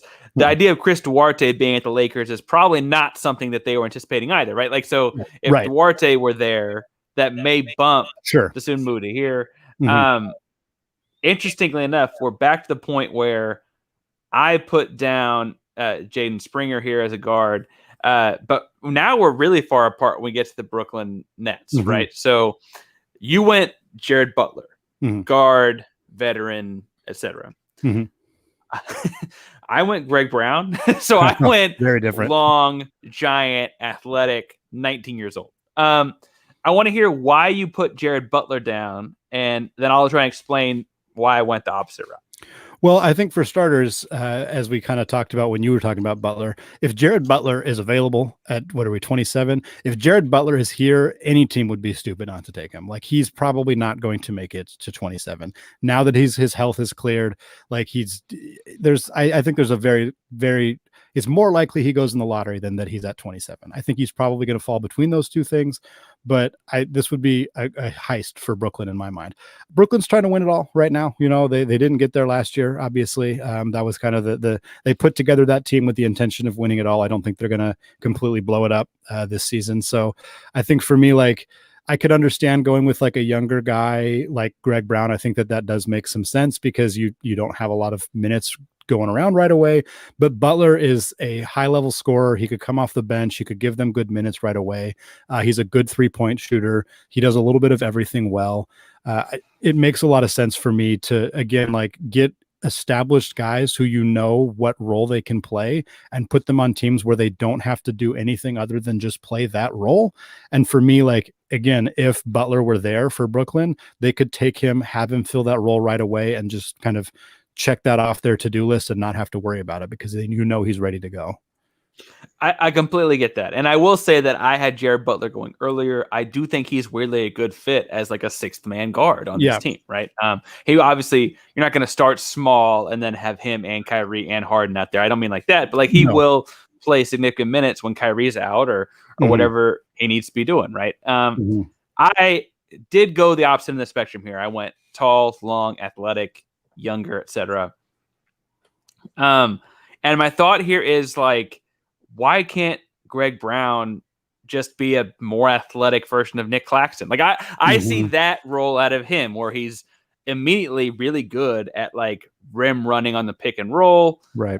Dominating the dunker spot because his guy comes over to help because you have to go help on all of these guys that are slashing. If he can defend at this level, I think he can really be a player. And we talked about Brooklyn being a title contending team right away. It's the kind of thing where it's not the same risk, assessment that Oklahoma City's doing, but they can be a little risky here because they have a championship caliber team if they're healthy, right? Like how much better can a healthy Brooklyn really be? Let's take a gamble here, right? And that was my thought there. I also didn't have Butler available though, so it wasn't really in my math. Next pick, we again have a similar guy, have the same guy, Nahshon Bones Highland out of VCU. My notes, I will say before I let you go on Philadelphia, my notes literally start with Daryl doesn't draft here because Daryl never drafts in the first round as Daryl Morey with the Philadelphia 76ers. So we both have him going here to air quotes Philadelphia. Why is that a good fit? Yeah, Bones is a guy who's moved up draft boards a lot. I think when I did my initial mock, which was, I think, like episode 170 of my podcast, I did a mock draft about a month ago. It's changed a fair amount, obviously, because players, withdrew and all that stuff. But Bones was probably the guy I moved up the most. It was either Bones or Trey Murphy that I moved up the most. He had an incredible combine. He really turned some heads. He's the guy who didn't get to play in the NCAA tournament because VCU was the team that didn't get to play because of COVID and let Oregon was able to advance without playing them. So he lost the opportunity to show off in that way. And I think he probably would have really turned some heads. Like, I really think he was good enough to do that. Philadelphia, yeah, you're probably right. They're not going to keep this pick. I'm a little unsure what they're going to do just in general. It kind of depends. Obviously, everything revolves around what they plan to do with Ben Simmons and whether they trade him for like a ton of picks or whether they're trying to stay competitive or anything like that. But Highland's a guy, he's a great scorer. He's a great shot creator, which is, like I've been saying, so valuable. He's a little bit undersized, but you can fix that. You can put some muscle on him. I think he's a guy, the comp that I saw was Jamal Crawford, which doesn't speak very well to him defensively necessarily, but I mean, Jamal Crawford is an absolutely elite scorer, is still getting buckets here in Washington today. Your handle's Andy Patton PNW. You're a Jamal Crawford fan. Don't lie to yourself. You bet, man. He's legitimately, he was just at Seattle Pacific, which is the university D3 school that's about a half mile from my house. And I saw a video of him just like carving dudes up. I'm like, what's why is he still he's just going out and balling against people? It's forever his life, which yeah, I like this. I don't know that Highland will be that proficient of a scorer because that's really hard to do, but he's a fearless guy. If you get Jamal Crawford at 28, you won. That's a great pick. Yeah. I will say what the comparison the thing about the comparison I like though is that he's a scorer, and I think that we saw that Philly needs backcourt scoring. And so if they were to move out of this pick, it's because they need backcourt scoring. If they were to move Ben Simmons, it's because they need to bring in backcourt scoring, right? They need someone that I don't riding on Ben Simmons super hard. They need someone that can score from that spot, right? Ben Simmons was not shooting the basketball. And I think that if nothing else, Bones does that. Yeah.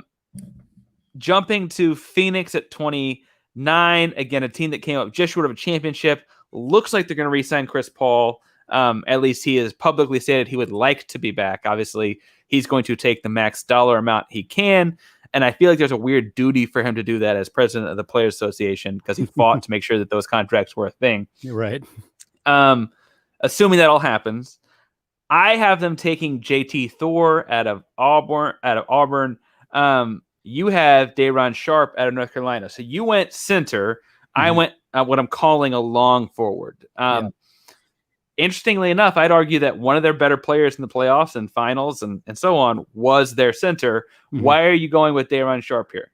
Because I think they need a backup center very badly. I think that was an area that was a weakness for them. Was when they didn't have Ayton in the game, they seemed to struggle. And yeah, Sharpe. I mean, he's a traditional big man. He's a late 90s, early 2000s type of big, and those guys are not super in vogue these days, obviously. But I think he does have good passing skills. He's a great screen setter. He's a great offensive rebounder, which again, while that's kind of speaks to the traditional big, those are still very valuable skills. I think if you could imagine a Phoenix team where when Ayton came out of the game, they could still gobble up offensive rebounds. Like that was something that was really lacking on their team this year. I think if Sharpe is around here, he's going to be a really good pick. The comp that I've seen a lot is Kendrick Perkins, which, is a bit humorous, but if you imagine Phoenix's team last year with Kendrick Perkins coming off the bench, like it would have helped. Like they could have used it. The funniest Kendrick Perkins on the floor moment. He's got a lot of unintentionally fun moments off of it. Yes, but true. Levitard was talking to Scott Brooks about the NBA Finals after the Thunder lost to the Miami Heat, and he was like, don't you think you should have probably taken Kendrick Perkins off the floor when Miami went with LeBron and Bosh at the 2 forward spots? Like he seems to be out of place. And Scott Brooks went to we won a lot of games with him on the floor and he had a great win percentage and this thing and other. And he kept coming back to, we won a lot of games. And Levitard goes, how many games would you have won if you didn't play him?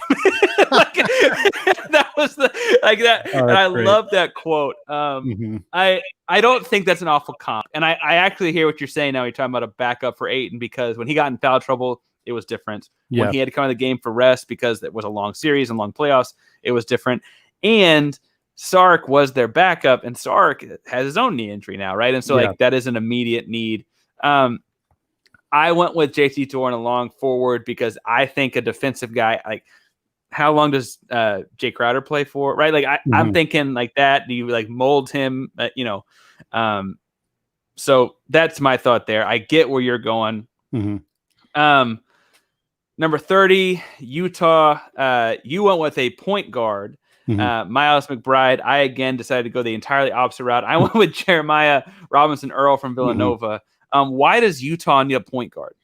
Yeah, I mean, they don't really. I think that Utah's a relatively well-rounded team, and I think McBride is just a guy who he kind of has the right mindset. He's very, very gritty. He's very, very unselfish. He's not a guy he doesn't need a lot of touches. He doesn't need to score the ball a whole bunch. He's a good passer. He's a good shooter. He doesn't strike me as a guy, again, we're talking about pick 30. He's not going to be a high-level starter in the NBA. He's probably not going to be a starter in the NBA at all. Most 30th picks are not, but he's a guy who I think kind of naturally fits as like a good, like small role player off the bench. And I think he's capable of doing that pretty much right away. And so for Utah, I don't know exactly where they're going to slot him in, if they have a lot of room for him. But when you're at that spot, if you can find a guy who you think can come off the bench, can give you good quality minutes, can distribute the ball, can shoot a little bit, and doesn't need the ball to do things, like that's a really good spot for a team that has a lot of things already going for them and is just trying to kind of shore up their bench to kind of make another run at things. Yeah. And I think Utah could absolutely use that. I don't think that that's a poor analysis on what Utah needs.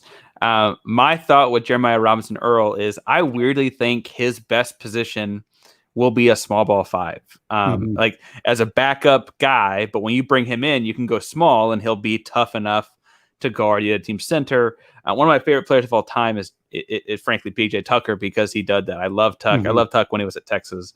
And I think that, not that he's as good as Tucker, but a small ball five to me was the problem with Rudy Gobert the last couple of years. Like, if you're going to find a flaw in why they lost, they constantly were getting their best defender played off the floor.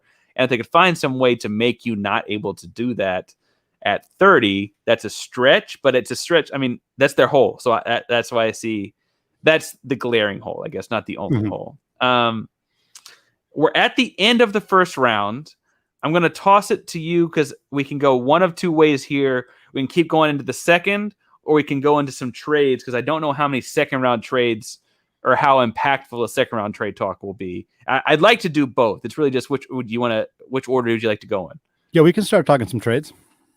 Okay, so if I am looking at if we go back to the top of the first round,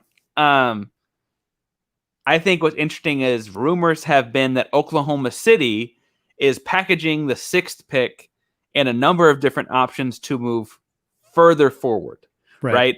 The big rumor was that they threw the 6th pick and Shai Gilgeous-Alexander to Detroit to try and go get Cade Cunningham. Reports are that he turned that down, or that they turned that down. Are there any of the 5 teams in front of Oklahoma City you could see doing that? I mean, well, Toronto, I think, could probably do it. I don't think OKC would move up 2 spots. I don't know that. I mean, maybe they would. Maybe they would think about doing that.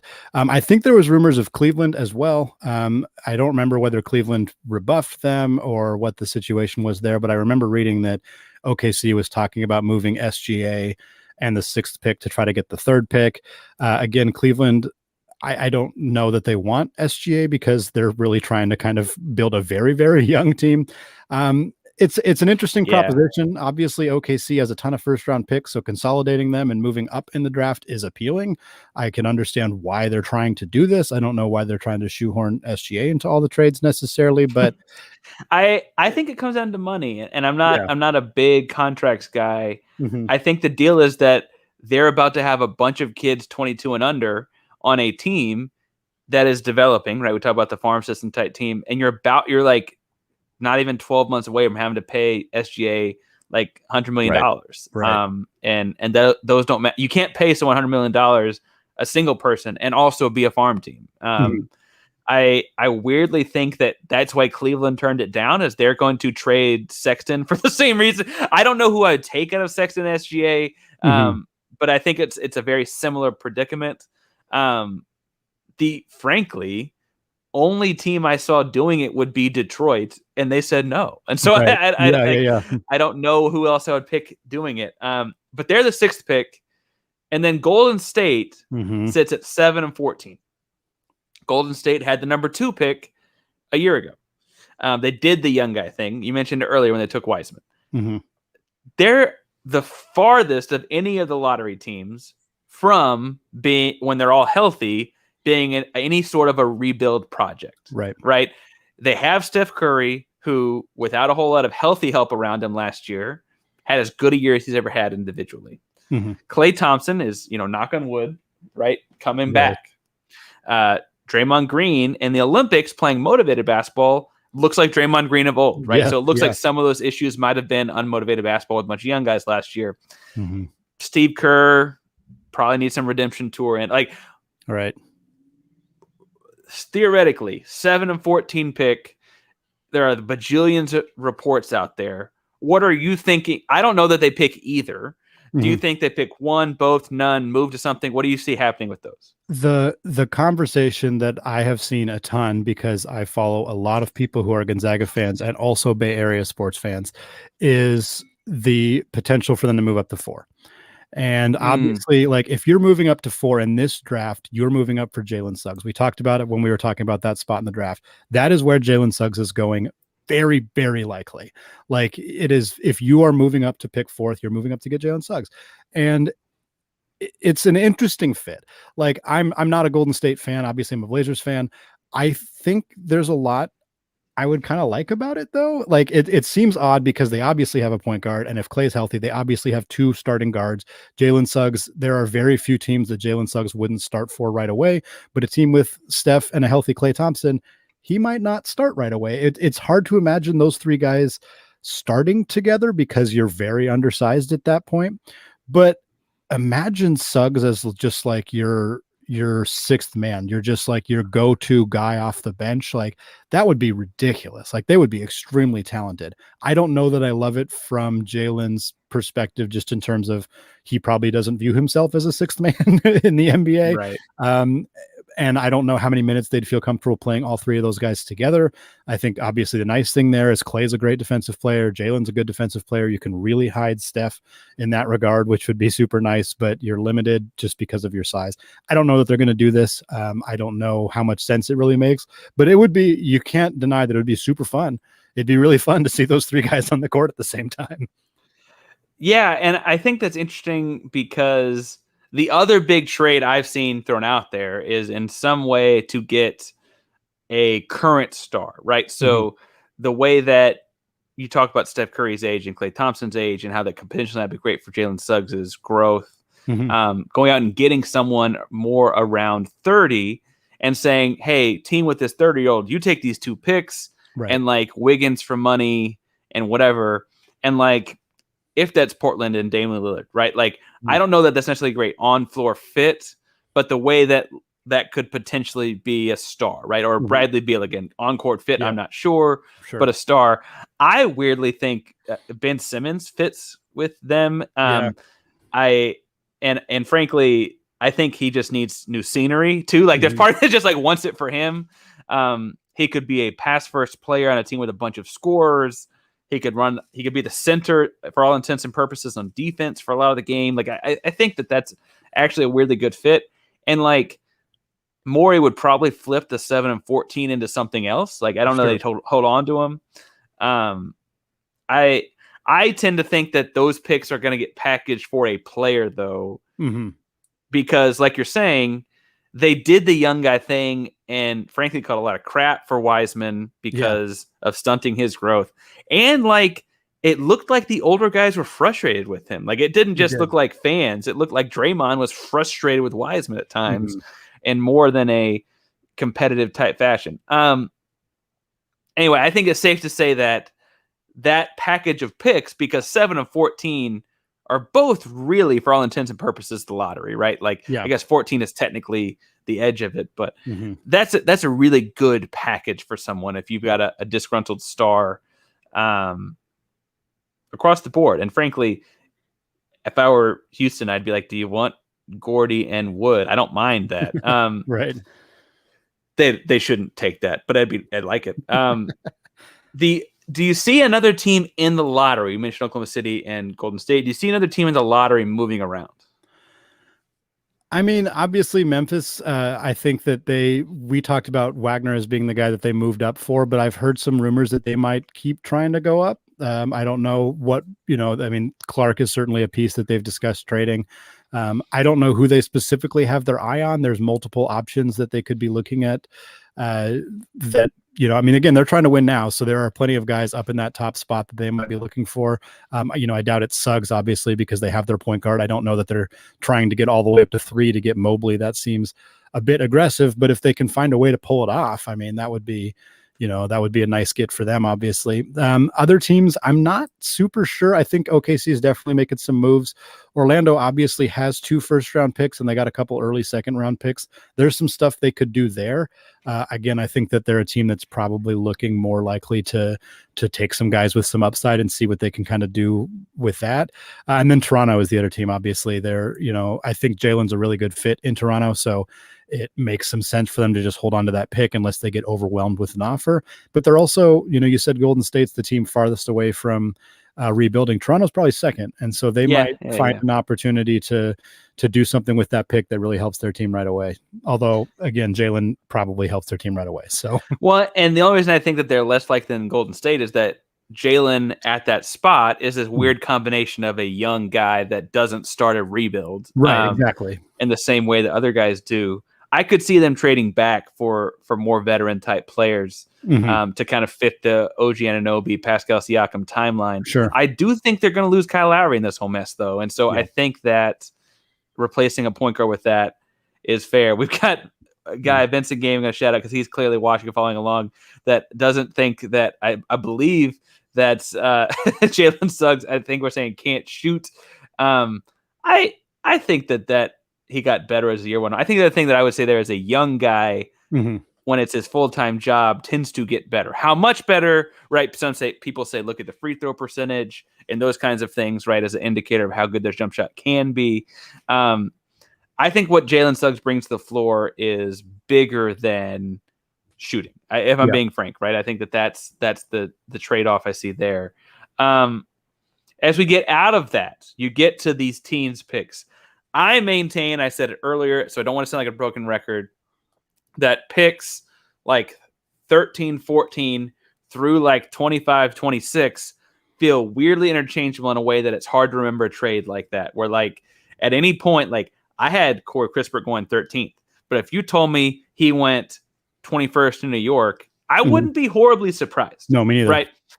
If I had Trey Murphy going 24th, if you told me he went 15th to Washington, I wouldn't be that surprised. I probably think Beal's out the door, but like I wouldn't be that surprised, right? Do you see any of that next chunk of teams, like not the Brooklyn, Philly, Milwaukee types that are like championship contending in the present tense, but that teams trying to get over the hump, packaging up sorts of things? We mentioned Oklahoma City, I guess, as some of these picks as well. Packaging up things to try and move over that speed bump.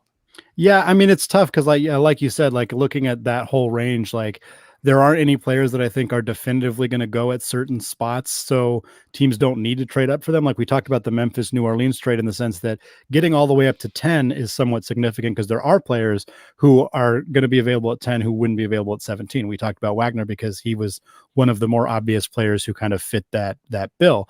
In this like 18 to 26 range or whatever, you want to kind of nail it down, there are not players really that stand out to me. Like if Moses Moody falls into the 16, 17 range, I could see a team getting aggressive and trying to move up because I think he is a player who's probably shouldn't fall a lot farther than we have him on our mock draft, but there aren't a lot of other guys that really fit that bill in my mind. So I don't see a ton of trades happening through here to move up and down in this range. New York has 2 picks in this range. Houston has 2 picks in this range. OKC has 2 picks in these range. So any of those teams could potentially try to package those picks to move up or do something else with them just because they don't necessarily want to have 2 rookies on their team. But other than that, I think that this area is probably not going to get touched too much.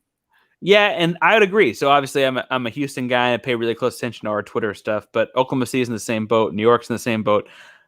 I could very likely see them moving the 23 and 24 pick to jump up to the 13th pick. Right. But I don't see them taking someone that's not around the 13th pick on our mocks, right? Like I had Crispert, you had Moody, Josh Giddey's around that area. Like I see them moving to get to that, but not because they're going to draft someone different there. They just want that guy. Sure.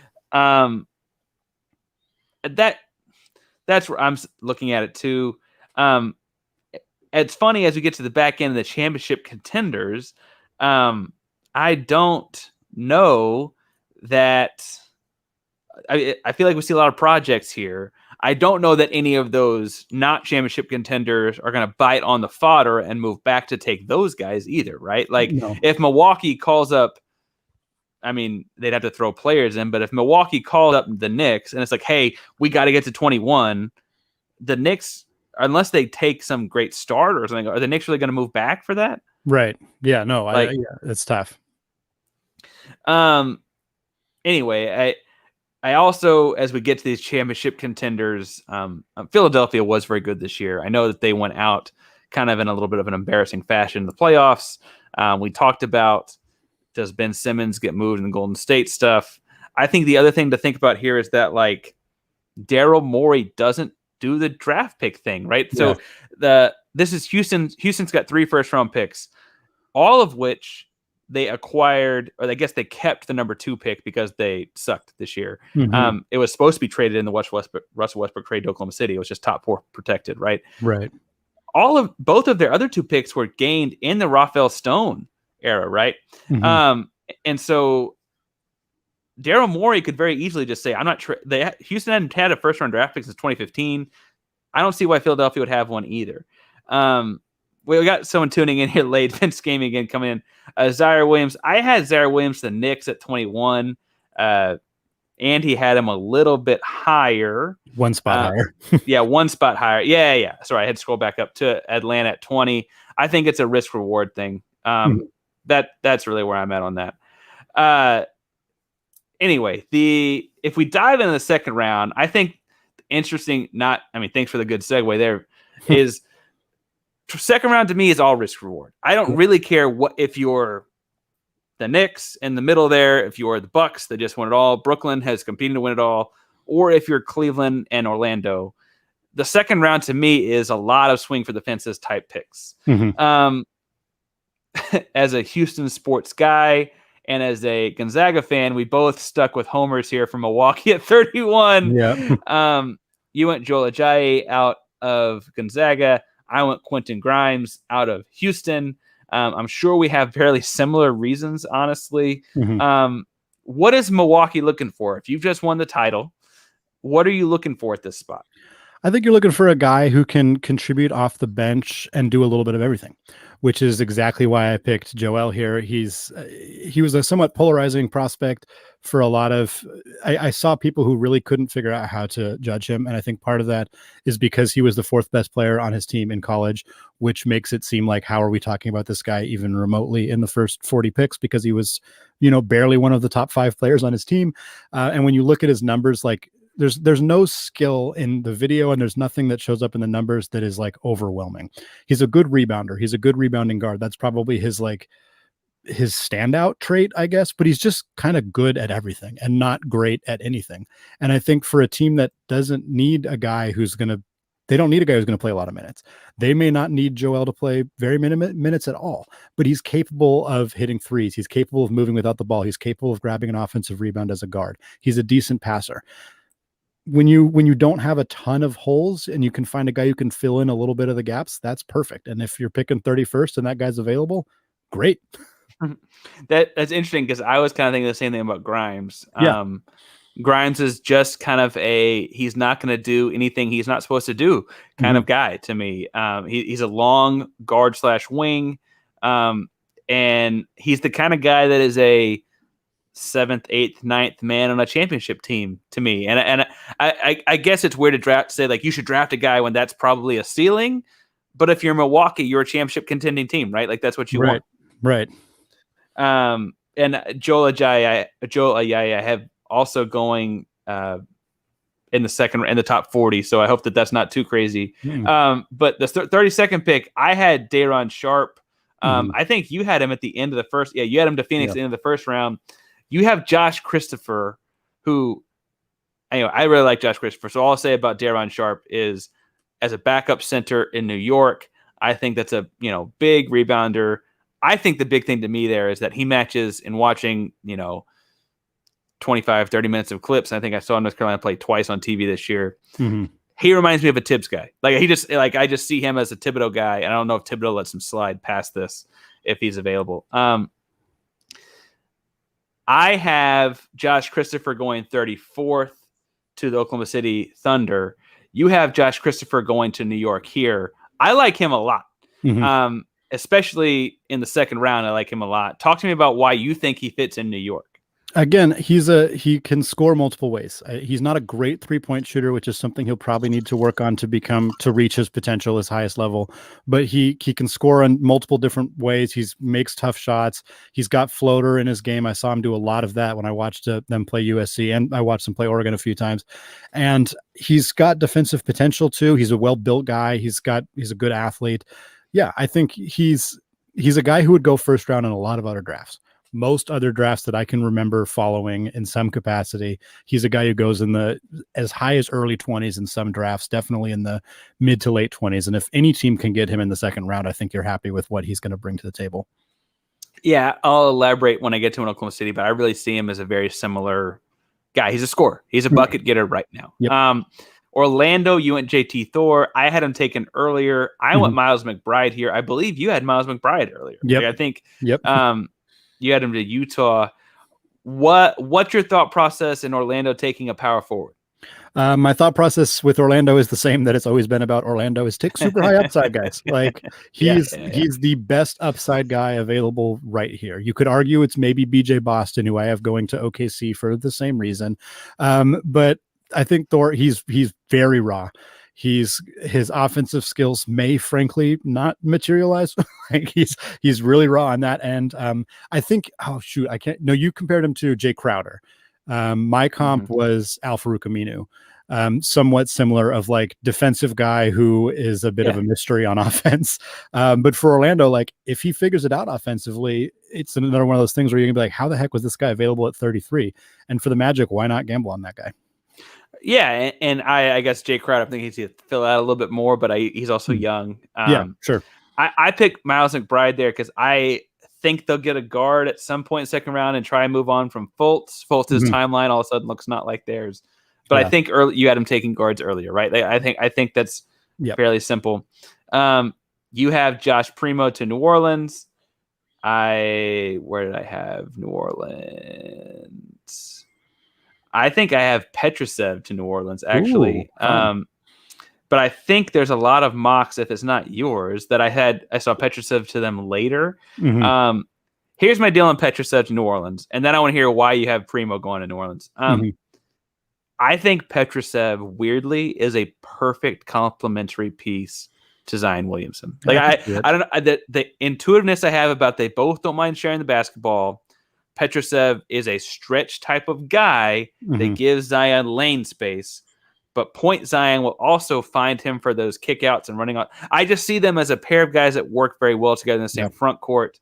And at this point, if you're in the second round, I say take the gamble. You went Josh Primo, a 2-guard. Is that because you see Lonzo Ball leaving, or what's your thought there?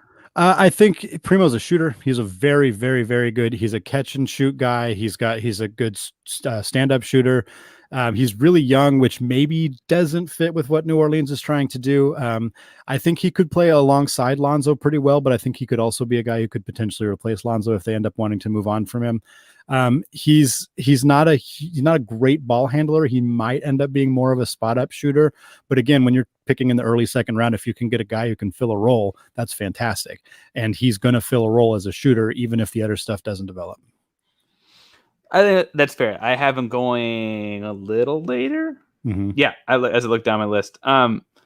We get to OKC with back-to-back. I mentioned this is where I have Josh Christopher going. I liked his game going into Arizona State. He was the kind of guy that had a lot of high school clips circling around like 2.5 years ago. To me, he's the kind of guy that he may get bumps to D League or I guess the G League because of energy, effort, defense, whatever, and then lead that league in scoring. The stuff he can't do, he really struggles with, but he can score with the best of them. And frankly, I think that Oklahoma City, as this farm team we're building, is going to be a team that just gets those kind of guys. And so I have them going here. You had them going a little bit earlier. You do have them taking Greg Brown, who I had them taking earlier, and then BJ Boston. I think BJ Boston is a very similar kind of guy, no? Yeah, absolutely. I think, Boston had so much potential, heading into his freshman year at Kentucky. Was like Zayer Williams, was a guy who was ranked going to be a top 10, top 5 pick in this draft before he really struggled at Kentucky. Again, OKC farm system, build those guys, like get a guy who you think has the potential to be really, really good down the line, because at 36, there aren't a lot of super high potential guys, and Boston is. And then Greg Brown, apparently I think that OKC is going with all the Texas guys. I didn't realize I made that connection there, but he's super raw, but he has a lot of potential. I think that if he's probably, like, you have him significantly higher, 35 is probably as low as he's going to go. I'm a little bit lower on him because of how raw he is. But again, for a team like the Thunder, take a shot on a guy like that who's got potential to be really good. Here's what's going to happen is if Oklahoma City takes BJ Boston and he turns into the projected top 10 pick of a year ago that we thought he'd be, this is going to be the Sam Presti's model worked, right? Getting all the assets, because eventually you just roll the dice and hit one right? Like, if that were to work out, that's what you're hoping for. I had them take Dosunmu from Illinois. Just a smart player. Again, they have a bunch of, if they keep with Shea, if they don't, kind of questions because of the contract coming up. But a smart player that I think can step in and develop with a developing team right away. I actually really like the kid we both have next, which is interesting. But the Western Kentucky kid, Charles Bassey, big kid, big kid. On my other show, Effin Sports, I got to talk to a guy that played on the Nigerian Olympic team in 2012 and 2016, and actually found out that Bassey had played with them in like their workouts and stuff back in the 2016 Olympics, which I thought was interesting. He's been around pros that long. Just a good, big, strong kid that I feel like with Detroit weirdly fills the things they wanted out of Andre Drummond.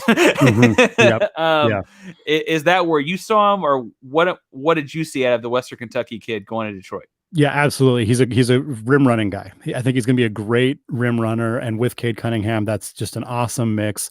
It's weird that I think Cade and Bassey are within an inch of each other height wise, which is just very strange. But he's a guy you can throw lobs to. He's a good rebounder. Yeah, he's like Andre Drummond. He's a little bit smaller, but hopefully a little bit more engaged, and a guy who I think could be really good for them. And at pick 37, that's awesome. Completely. My next pick, I went with Chicago taking one Zag in Joel Ayayi. I keep wanting to say Ajayi, like the running back. Ayayi. You talked all about him. Anyone that's interested in him can go to Score Zag, Score and hear all about him all year long. I think the deal here is he is a weirdly, like, his ceiling might not be that high, but his floor is like right there. Like, we know what he is. And I think that Chicago, without knowing if they get Lonzo Ball, without knowing what's in the future of Zach LaVine, how well that Vooch and Zach LaVine thing actually pairs out to work, I think you need guys that are just known quantities. And that's why I was there. You took the kid out of Ohio, the I want to say shooting guard, but he's not actually like 6'5", Jason Preston. So what was the thought there? Yeah, honestly, pretty similar to what you said. He's a bit more of a known commodity. He put up really good numbers, 15 and 7 assists, which again in college is a lot. He's kind of just got a lot of savviness to his game. He's very crafty. His athleticism is a bit lacking, which is why he's down here, obviously. As a Gonzaga guy, I hate this argument. People will use it. He didn't play against the highest levels of competition because he went to a smaller school. But he's a good playmaker. He's a good passer.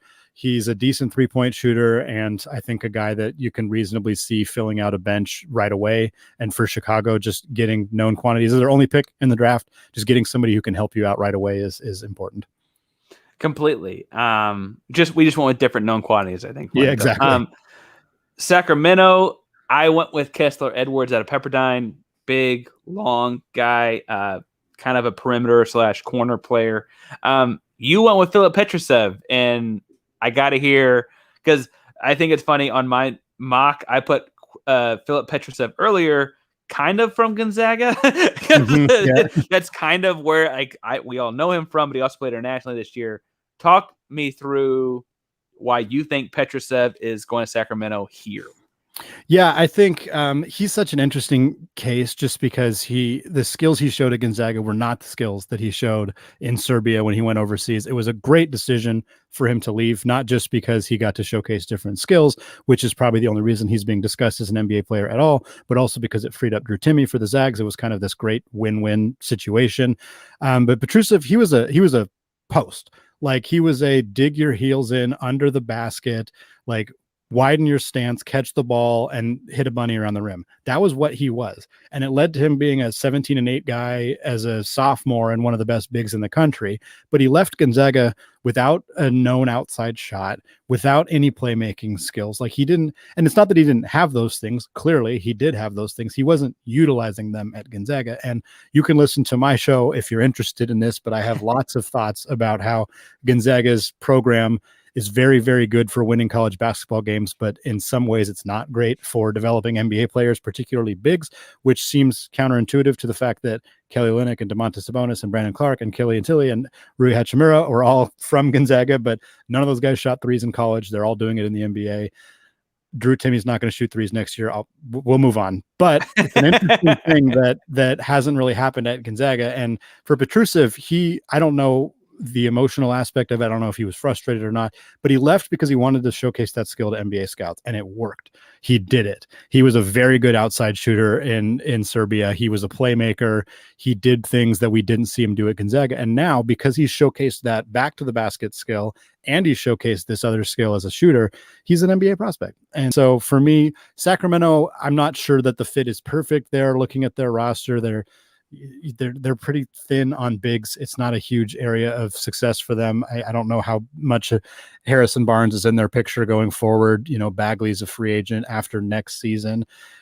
So they have some room for a guy who could potentially grow. I don't think Petrusev is a fully finished product. We've only seen him be this kind of stretchy big for one season overseas. So there's maybe going to be some growing pains, but Sacramento might be a team who's willing to wait on him. Again, I think if he's available in the late 30s, any team's going to be happy to get him, because I think that the potential is pretty high. I think it's super high. It's high risk. And I guess it's high risk because he may just go back to Serbia because it doesn't pan out here. But Sure. It's the late 30s. Who really cares? Exactly. Yeah. Next, Memphis. This is the second half of that trade we talked about from Monday. Memphis is getting a pick from New Orleans here. I have them taking Isaiah Todd from the G League Ignite. I noticed you have Jeremiah Robinson Earl. I picked Robinson Earl for Utah earlier. I do think it's interesting here is my position for Todd is a stretch 5, and Robinson Earl I had earlier because I thought he could be a small ball 5 type with Utah. So in my head, I read that as we both agree on what Memphis needs, right? Yes, absolutely. And Memphis loves these high intangible NBA ready role player type guys. Obviously Brandon Clark fit this bill in a lot of ways when they went after him. Xavier Tillman fit this bill in a lot of ways. And Killian Tilly, who they signed as a free agent, fit this bill in a lot of ways. And so Robinson Earl, I think, makes sense. He's younger than those guys. He's 20-year-old sophomore, and he's not as big as I think a lot of people hoped that he was. I think that's part of the reason I dropped him down in my mock is he's only 6'7". That doesn't mean he can't be a small ball 5 or a small ball 4 necessarily, but it does hurt him a little bit. And we haven't seen a ton of that outside shooting, which may not be a part of his game, which is fine. But, if one of the big things that he's tasked with doing is being a good rebounder, and he's a little smaller than people thought, that might be a concern. But frankly, Memphis, these are the kind of dudes they collect. Clark fell to 21st in the draft because he was considered undersized, and Memphis went after him. So I think that this makes a lot of sense. I don't know that Robinson Earl will be around at 40. I think I'm lower on him than a fair amount of other people. But if he is, this is an easy Memphis pick. This is right up their alley. Yeah, and frankly, they're trying to fill the Valanciunas void, right? And so exactly. If he's around and he's slotted higher than that most places, I get it. I just had him off the board. Sure. San Antonio, I went with another international player. I went with Juhan Begarin. I noticed you went with Rokas Jokubaitis, and I've never said that name right. I promise. I have looked up his stuff though. I do have him later. But I think we both think international San Antonio because that's just what they always do here, right? Yep, absolutely. Yeah, and this makes a lot of sense if they go with Sengun in the first round, like I had them doing, just because they're going to get a guard. He's a playmaker. Again, finding playmaker type guards at this point in the draft is really nice. He's young. He might fit their plans going forward. He's a really good pick and roll player, which I think could be super interesting with what they have. And they love international guards in the second round. This is something they've done a lot of. And if he's around, I think it's a good pick for them. Yeah. And, I also went international guard. We can figure out how many. I mean, did they just have a bunch of people that English is their second language? Because that San Antonio seemed to be the forefront of that a long time ago, and they continue to build great teams with that. Interestingly enough, 42 for me was Detroit. I took Marcus Bagley, in which I realized, he's no longer in the draft. Yep. And so I actually ended up going a different route after that and took Jason Preston out of Ohio. We talked about him some earlier, but I do think he's a kind of guy that if you're going to have a big Cade Cunningham, you can take a risk on a smaller 2-guard because if they have to guard the inverse on the other end, I guess they could, right? You took Isaiah Todd here. What did you? So I know what I saw out of him on the Ignite. I liked, frankly, what I saw out of him on the Ignite. But what did you see out of him on the Ignite that you think puts him in a Pistons uniform? Yeah, I think he's a good floor spacer, which makes sense if they're going to take Bassey as well, because Bassey's more of the rim runner type big. Todd, I did like what I saw out of him. He was a bit inconsistent, which, is not shocking for a 19-year-old playing professional basketball. He took a lot of mid-range jumpers that were pretty ugly, but he's a good rim finisher. He's got some outside shot ability, I think. He's a high-level athlete. And frankly, like at 42, like you only need one or two things that you like about a player, and Isaiah Todd has more than enough things to be like for Detroit, who's just trying to, they're taking younger guys, they're rebuilding. They got their guy of the future in Cade. Like Todd, I think fits alongside him pretty well. And when you're at this point in the draft, just take young guys who have a chance. Yeah, and I think that's why at 43, I thought New Orleans should take Rokas, the Lithuanian. Now I will say, I think it's like you said. If you like a couple things, take him. The couple things I think they like there is I think he's a better passer than most people at this point in the draft. And I thought that could be good because if they do re-sign Lonzo showed this year he's really good off of the ball. It alleviates some of the playmaking, shouldering for Zion, because Zion has big shoulders, but that's a lot. You have them taking Joe Weiskamp out of Iowa. Explain that one to me, because I'm not disagreeing. I just don't have him this high on my board. Yeah, he was a kind of a guy who's been moving up draft boards a lot lately. He had a really good, I think, combine and scrimmages. He looked really good. For New Orleans, I was a little inconsistent with them because I had Trey Murphy as like a win now guy. Then I had Primo, who's maybe not as much of a win now guy. And now I'm going back to a win now guy in Weiskamp. Shooting. When you're in the mid 40s and you're a team that's trying to win now, get dudes who can shoot. That is literally the extent of the analysis. The dude can shoot. He's probably going to be capable of playing right away because of that skill. There may not be a lot else there, and I don't think that there is, quite frankly. But if he's your 10th guy off the bench and he's just going to play 8 minutes a game and bomb a few threes, this is as good a guy as you're going to find at this spot. Here's what's hilarious. I was like, I know I've got him going at like the end of the draft. I've got him going 53 to New Orleans. I also had him. I was like, I forgot where I put him, but I did put him at the end of the draft. Yeah, so we agree where he should fit, I guess. Perfect. I had him going 10 picks later. Brooklyn, I took Josh Primo from Alabama again because I think Brooklyn is in a take the best player available, see how they fit in. Because if you're healthy, you've got a really good team. You had Primo going earlier, so I feel comfortable in saying I think that's the best player available. You've got Brooklyn taking Kessler Edwards, who I weirdly think I also had Brooklyn taking earlier. Sorry, I had Sacramento taking earlier. I'm thinking of a different forward.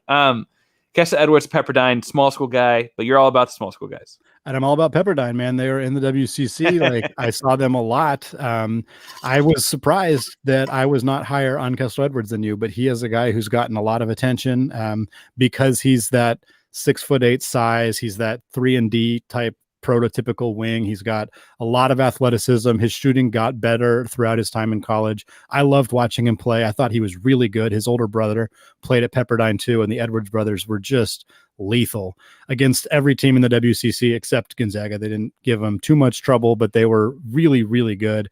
And Edwards is a guy that I think he's going to be a good NBA player. I have very little doubt about that. And for Brooklyn, like, again, if he's here, he's a guy who can help right away, but also they don't need him to help right away. So he can just kind of have a small role, develop a little bit.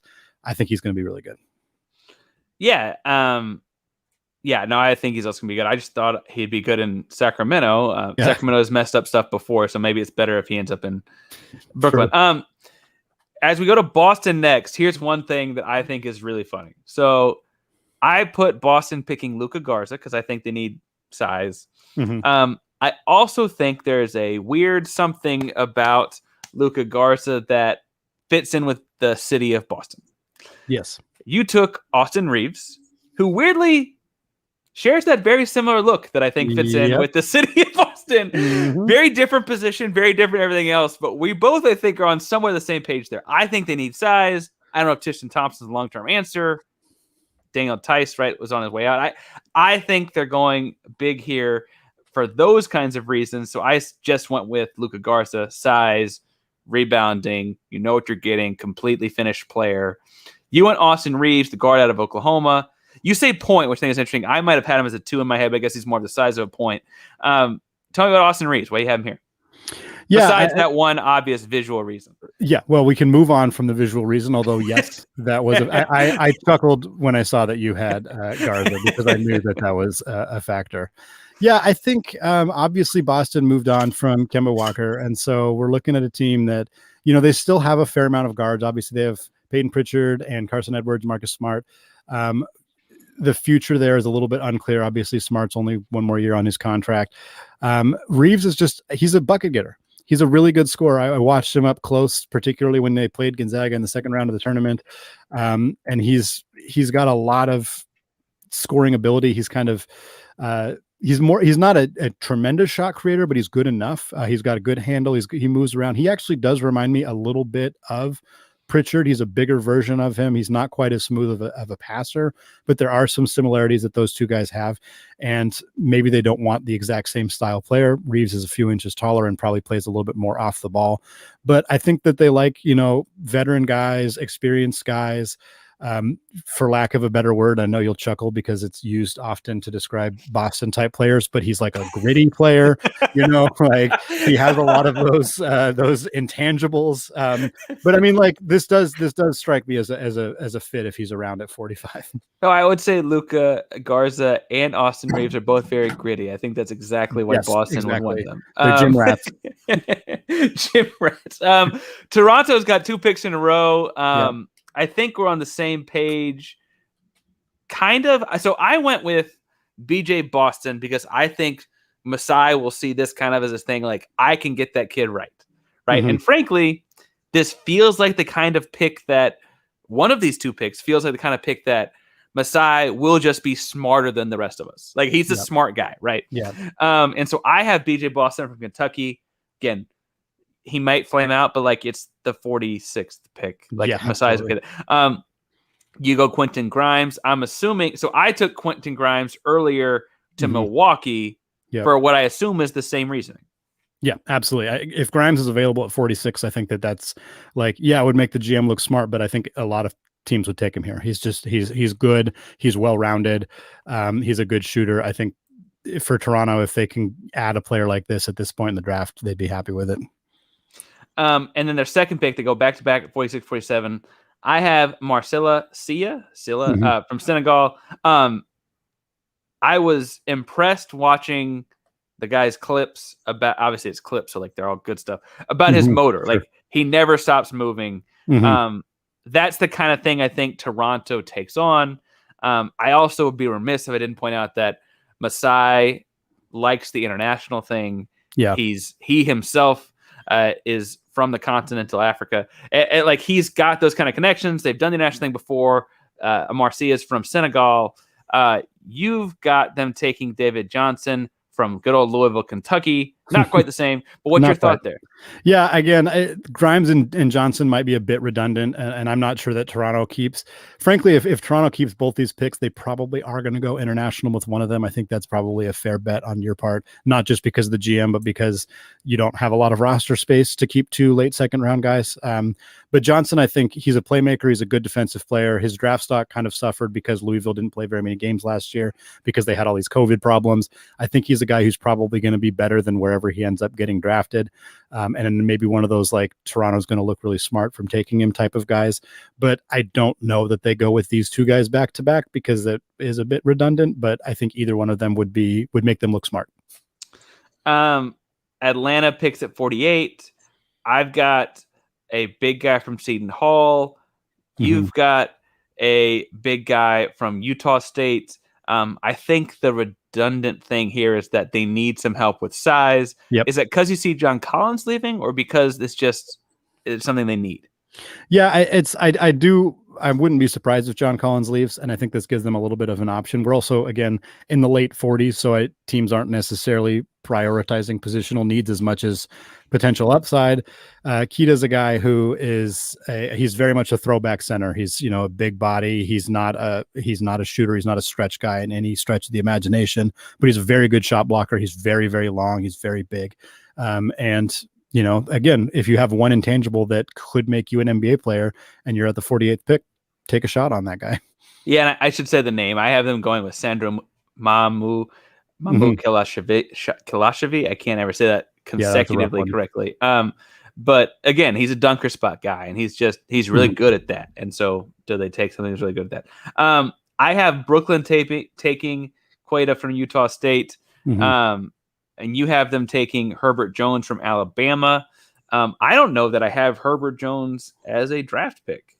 I might have him later. Talk to me about that. What Herbert Jones to Brooklyn? What's the fit there? He's a pretty polished guy. He's a good defensive player. He seems like a high energy guy. I think he fits well as like a deeper bench type option. Again, when you're at this stage, you're not drafting guys to necessarily be rotation pieces. You're usually either drafting high upside guys or stash guys, or in this case, I think just like a kind of an end of the bench guy who is probably, if you need him to fill in for whatever reason, he's probably not going to hurt you too much, especially because he's a good defensive player.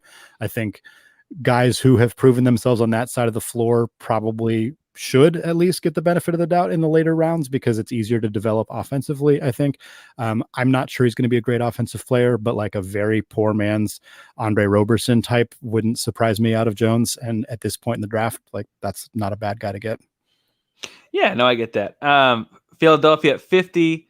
I've got David Johnson at Louisville. We mentioned you discussed him earlier, so I'll just keep it moving because we're second round. But you took Daishan Nix from the G League. Now, of all those guys that did the Ignite thing, going at 50 has to be the most disappointing. Talk us about why Philly wants him at 50. Yeah, he struggled. He struggled a little bit in the G League. He looked overweight. He didn't look like he was in very good shape. It was kind of alarming. I didn't watch a ton of the G League, but what I saw of him was concerning. He cut weight before the combine. He came in. He's a great passer. But his shooting didn't show up, and it didn't show up in the G League. It didn't show up in the combine. So he looks a little bit more athletic now. He still looks like he's a decent passer, but he's got a lot of development to do. But if you're Philadelphia, you might be willing to do that. Like if you're going to move on from Ben Simmons and you're going to, maybe they're still going to keep going for it, in which case they can store him back in the G League and let him develop there. If they're tearing it down, then maybe they give him an opportunity to kind of try to develop with the team. I think either way, it kind of works for him to be a guy that they give a shot to. Totally makes sense. Let me make sure I'm on the right page here. We're at New Orleans at 51. Yep. This is the back end of that trade again with Memphis, the pick they get back. I have Jericho Sims with Texas. I swear that's not because their other big from Texas got in trouble this morning. I really think that at this point it's an explosive athlete. They clearly have demonstrated they like explosive athletes, and that's all it took for me. You went with Begarin from France, the guard. I think I had him going earlier, right? Yeah, you did. Yeah, I had him going to San Antonio. International thing. Now, I will say the city of New Orleans likes the French side of this. Talk us through what's the fit New Orleans for you. What you got? Yeah, they have a ton of second round picks, so I think they're going to use one. In fact, I actually think they're going to use two on international guys, either stash guys or just guys who might be a little bit farther away. I actually think Begarin is I think he's going to be really good, but he is definitely more of a long-term project. He's got a lot of consistency issues, but for the Pelicans, like they can, with all the picks that they have, they probably can't roster all of them right away. So maybe this is a guy that they can stash and kind of develop on their own time and hopefully have him in a few years. Yeah, and I had the same thought when I put him in New Orleans, or when I put him in San Antonio, as you have with New Orleans. I think that's his long-term role. Detroit, this is where I had Austin Reeves, both because he's gritty and Boston-like, but I really also had him because I think I think he's like when they took Luke Kennard many moons ago, but I realized that that's probably not the best comparison. But I think that the same way that like that's kind of his top end potential to me, and so that's where I see him going. You took Aaron Henry out of Michigan State, who I did have getting drafted in mind. I had him going a little bit later, not that there's a lot of spots left. Talk to us about your fit there. Yeah, I almost didn't have Aaron Henry getting drafted. I kind of shoehorned him in at the last minute. I'm not thrilled about him, to be perfectly honest. But again, he's a better defensive prospect than he is an offensive prospect, and I think that's worth taking a shot on. Hometown kid. NBA doesn't do that as much as other, basketball and football, or excuse me, baseball and football do that a little bit more. But a Michigan State kid, when Michigan State's basketball is all the rage, Detroit's got their second round pick. He's somewhat polished. He could probably play for you right away. Why not? Yeah. No, I get that. I get the fit there. And frankly, I have him in Indiana later. But So New Orleans 53, I mentioned when you took this guy at 43 with New Orleans. I have Joe Weiskamp. You at 53 are taking another national guy with friends, Blegenberg. I butchered that, and I'm sorry to the Belgians, but I don't know that I have him being drafted, Andy. So talk to me about, we're kind of at that point in the draft where if one of us disagrees here, it's falling out. What's the reason New Orleans is picking him here? Yeah, again, I probably didn't need to double up on the international guys with these two picks here, but I think New Orleans is probably their roster is relatively full, and I think they're maybe looking at more longer term plays with these picks, especially if they take Wieskamp earlier, who's definitely a guy that they're probably planning to play right away. Blegenberg is a 6'10" guy with a 3-point shot. That is almost all that I know about him. I didn't do a ton of research on him. I watched a few videos. He looks a little bit like Kyle Wiltshire, not the Gonzaga Kyle Wiltshire, the Houston Rockets Kyle Wiltshire, who was a little bit slow and can certainly shoot, but couldn't do a whole lot else. But we all thought he's gonna be so good, Andy.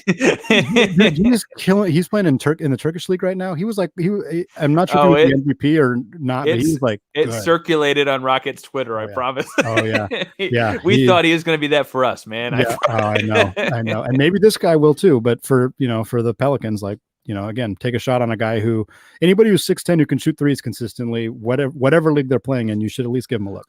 Gotta give him a look. 54 to Indiana.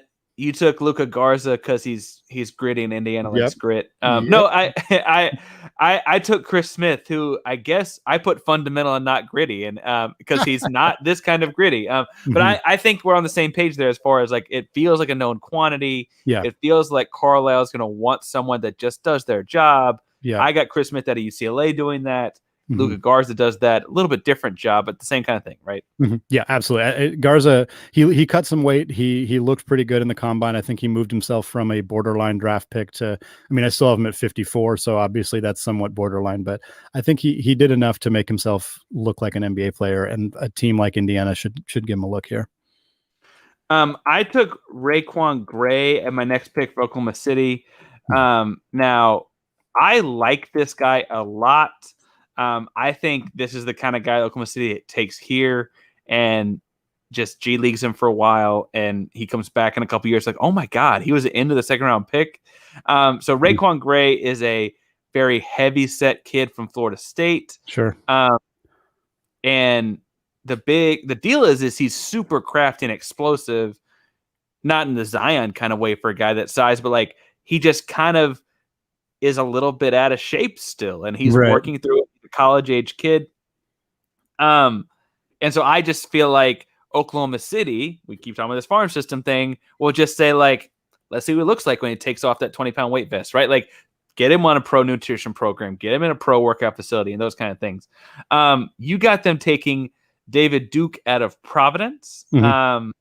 What's the thought there? More farm system stuff, or what's going on? Yeah, a bit. I think he's a little bit more polished. He's a good passer. He's got some other offensive skills that he needs to work on, but he's an oversized kind of point guard with good passing skills. The comparisons people have made is Chris Dunn, which is lazy because Providence, but I still think that anybody who's as big as he is, who can effectively play the point guard, is worth taking a look at, even though I think that his shooting ability will need to improve for him to be a guy who sticks around. Charlotte's got back-to-back picks here.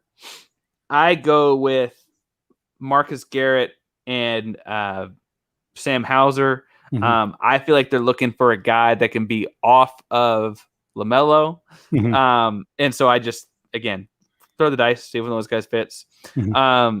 Both those guys, I think, are kind of savvier, older players. Frankly, weird that they're both older than LaMelo. But why not, right?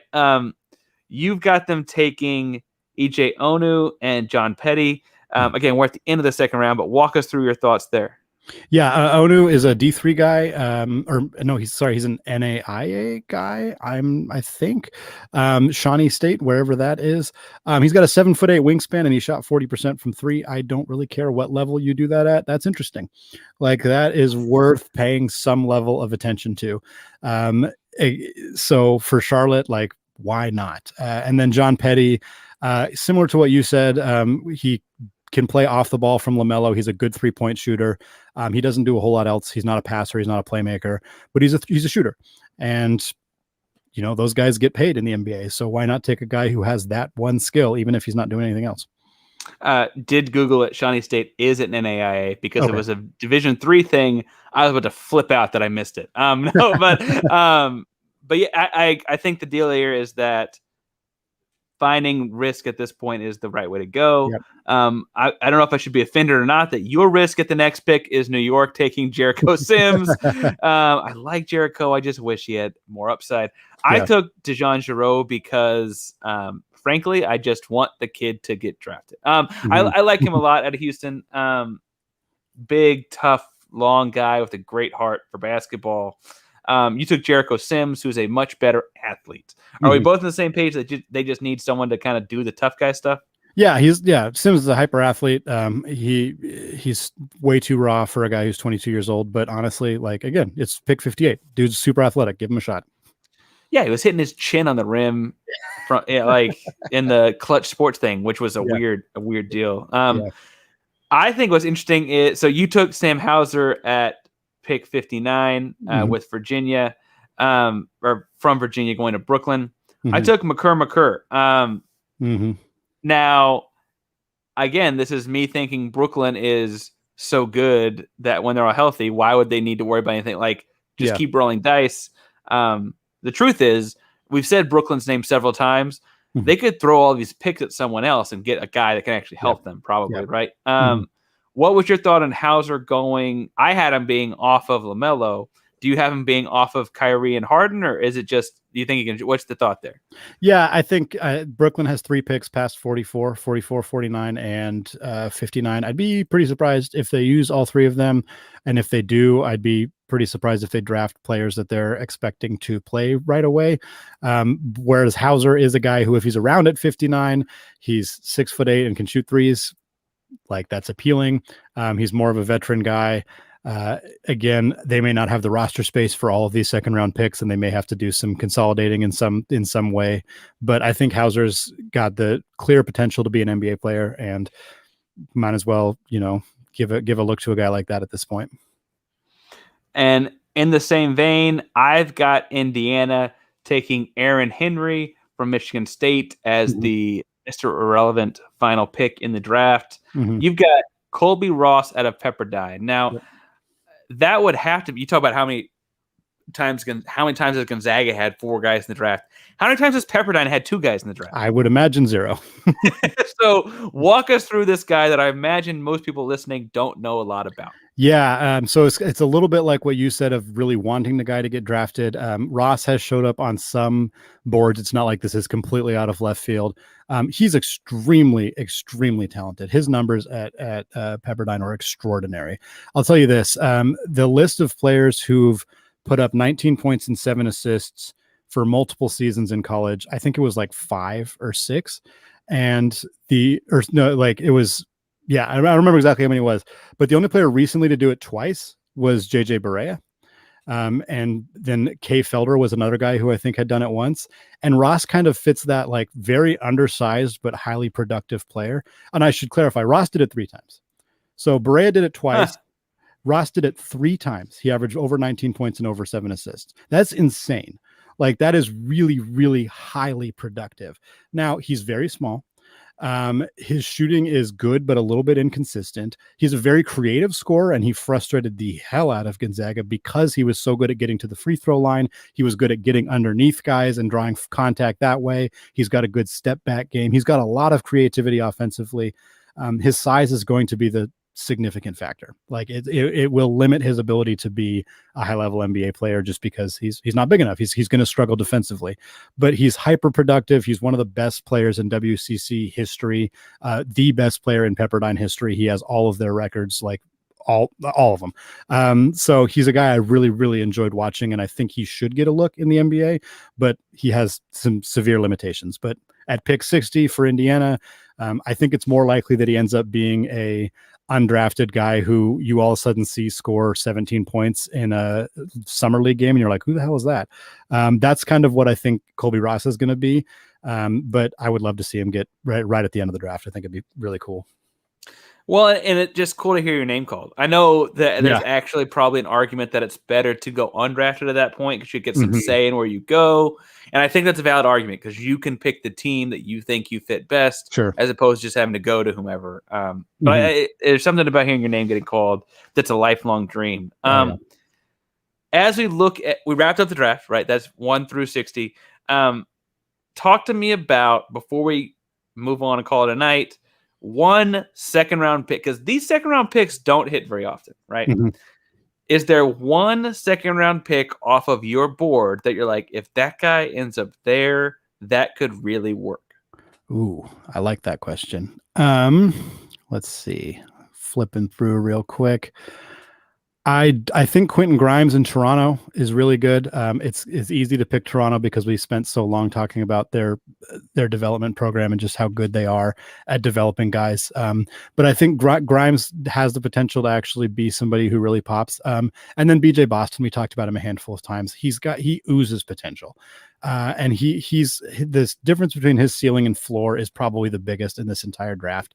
Him or JT Thor, I guess, are probably the two. But Boston, if he's in an opportunity where they're going to let him play, they're going to give him minutes right away, which could very likely happen in OKC. Then I think he could be a guy that we're like, wow, we shouldn't have discounted him so much because of his bad year at Kentucky. Yeah. So Boston's one of my two or three, I would say. Boston at Kentucky, I have in Toronto, which weirdly kind of overlaps both of those situations. And then I mentioned how high I was on this kid a second ago, but I think Josh Christopher really ends up. People just value bucket getters. Like I think that sticks. Like I could see him being a good player on a bad team for 10 years. Yeah, absolutely. As weird as that is to like say as a ceiling, like I think that's a 10-year NBA career. He makes millions of dollars for 10 years. And I don't know. I think if Brooklyn actually makes all these picks, the odds are one of them is going to look really good because you're playing with Kyrie, Harden, and Durant. Like if you're on the floor, you're not getting covered. I think that could work out. So there's my handful. But again, the idea that any of these second round picks really works out feels like a stretch. Can I ask? I know you're podcasting, and we'll wrap up here for the night. You're podcasting how many times a week in the off season with Zags Score? Yeah, it's been down to one or sometimes once, maybe 3 times a month. It's come down a little bit. There's still a lot happening with the Zags. Obviously, they have, Rui Hachimura's competing in the Olympics, which is fantastic. They had a handful of other guys competing to attempt to make the Olympics, and obviously Domantas Sabonis and Petrusev and Joel and a lot of other guys. But I think, we're still cranking out content. We're doing Mailbag Monday next week, which I'm really looking forward to. Always fun to kind of take fan questions and stuff. And we'll do some really fun stuff leading up to the next season as well. And you mentioned earlier that you cover USC some. I know you're a baseball guy. What you been writing lately? What have you been covering? Yeah, so I was covering USC for a while. Actually, transitioning. I'm covering the Ducks now for duckswire.usatoday.com. So I'm writing a couple pieces for them. Did some stuff on Duarte, so I took a little longer look at him for that. And then I'm also writing at a website called Pitcher List. They do. It's technically a fantasy baseball site, but it's also just kind of more of a generic baseball site in general. I write a lot about minor league baseball there. So been staying pretty busy trying to do all that with a full-time job, with a very needy dog. So it's we're trying to keep up with everything, but it's been really fun. Good stuff. And then Wednesday night, right? So things I've been writing. I did a thing on 3-on-3 today. I did a thing on the Milwaukee Bucks as a blueprint last week, all with Belly Up Sports. And I'll do something on the Rockets draft. Yes. So that'll be probably Friday midday, because I'll probably write it Friday morning. Have you read anything interesting lately? I obviously do a lot of time listening to things, researching things, writing things. Have you read anything interesting lately? Yeah, so obviously a lot of what I've been reading lately has been draft content leading up to the NBA draft, in part for research for this, in part for other reasons. But I will say that there was a great article. These are going to be skewed a certain direction, as you might guess. There's a great article at the Everett Herald about Corey Kispert by my good friend Cameron Van Til, just kind of about his history and kind of what led him to be where he is. And then a podcast, it was NPR, which is surprising because they don't do content about basketball very often, but it was about Ira Brown, who played at Gonzaga before my time. He played there, I think, 2007, 2008. And he was like a bit player. He was a really good dunker, a hyper explosive athlete who played like 10 minutes per game for the Zags. But he was kind of a fan favorite because he threw down thunderous dunks. And he has had a 15-year professional career in Japan. And he's like 38 years old now. He's still playing in Japan, and he actually made their Olympic team in the 3-on-3, which is extremely cool. And so he was on NPR talking about that and just talking about his journey from, like, he has some Japanese ancestry. And then he came to Gonzaga. I'm not sure where he's from. He's not from the US, but he's also not from Japan, but he came to the US to play at Gonzaga. And then he went over to Japan right away and has been playing there for literally the last 13 years, I think, and then is now on their Olympic team, which is just very, very cool that the Zags have two players from incredibly different walks of life and at very different times at Gonzaga who are both representing Japan in the Olympics. Yeah, no, that's a weird connection too. It's very weird. And like, anyway, that's a wild connection. I argued in my writing piece today, why isn't the 3-on-3 thing, like the way swimmers can do multiple events? Mm-hmm. Why can't these two Zags play for Japan in 5-on-5 and 3x3? Like, anyway, that's my only bad thing I think about 3x3 is we should be able to have the same people do both. Things I've been reading lately for the folks at home. I always stand Maren Fader with The Ringer. Yes. She wrote a really great profile that came out today on Evan Mobley, which made me wonder if should we take Evan Mobley? No, Jalen Green's the right pick, but it made me think about it. And then she has a book coming out on Giannis Antetokounmpo and his rise from the improbable star that became an NBA MVP. Great timing on the book coming out in August, by the way. But she leaked a chapter of it or a section of it on theringer.com where you basically find out that, like, there were days in his early teenage years he just didn't eat, like things that are just crazy. And I weirdly wonder after reading it, like, did he grow 3 or 4 inches? He came to the States just because he was eating 3 square meals a day? Like, was it that simple? Yeah. Who knows?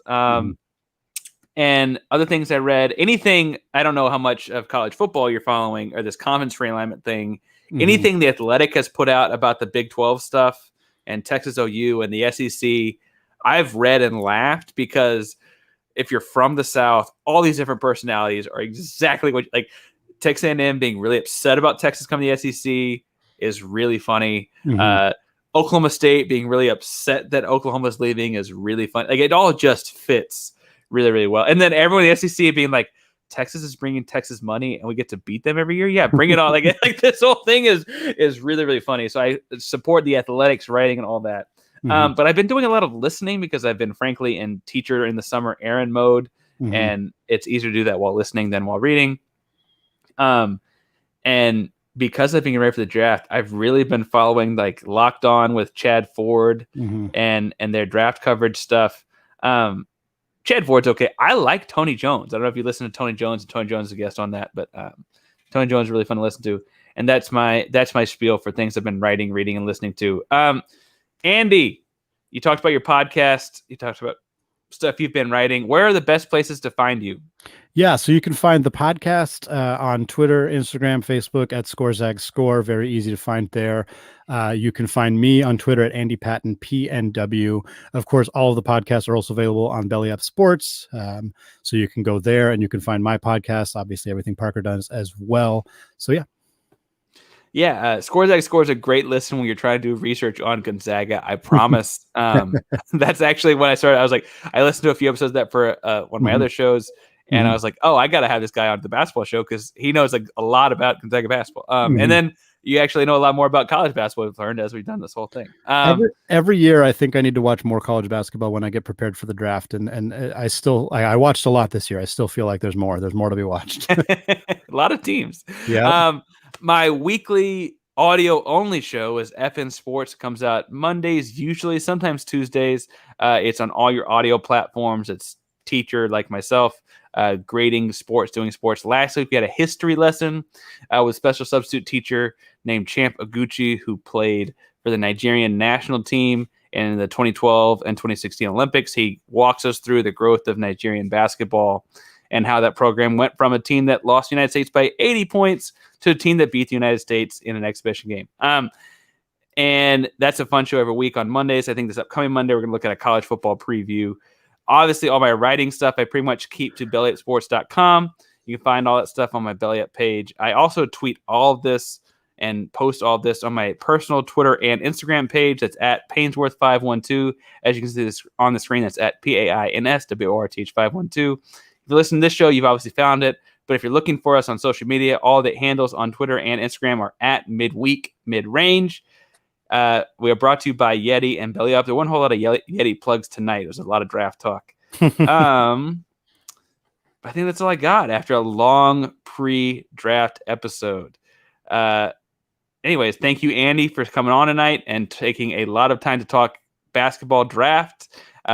We'll see how right or mostly wrong we are tomorrow. Yeah, I think thanks for having me on, Parker. I really appreciate it. But yeah, it was a long conversation, a fun conversation. I'm hoping that even if our picks aren't right, that at least some of our thought processes were correct.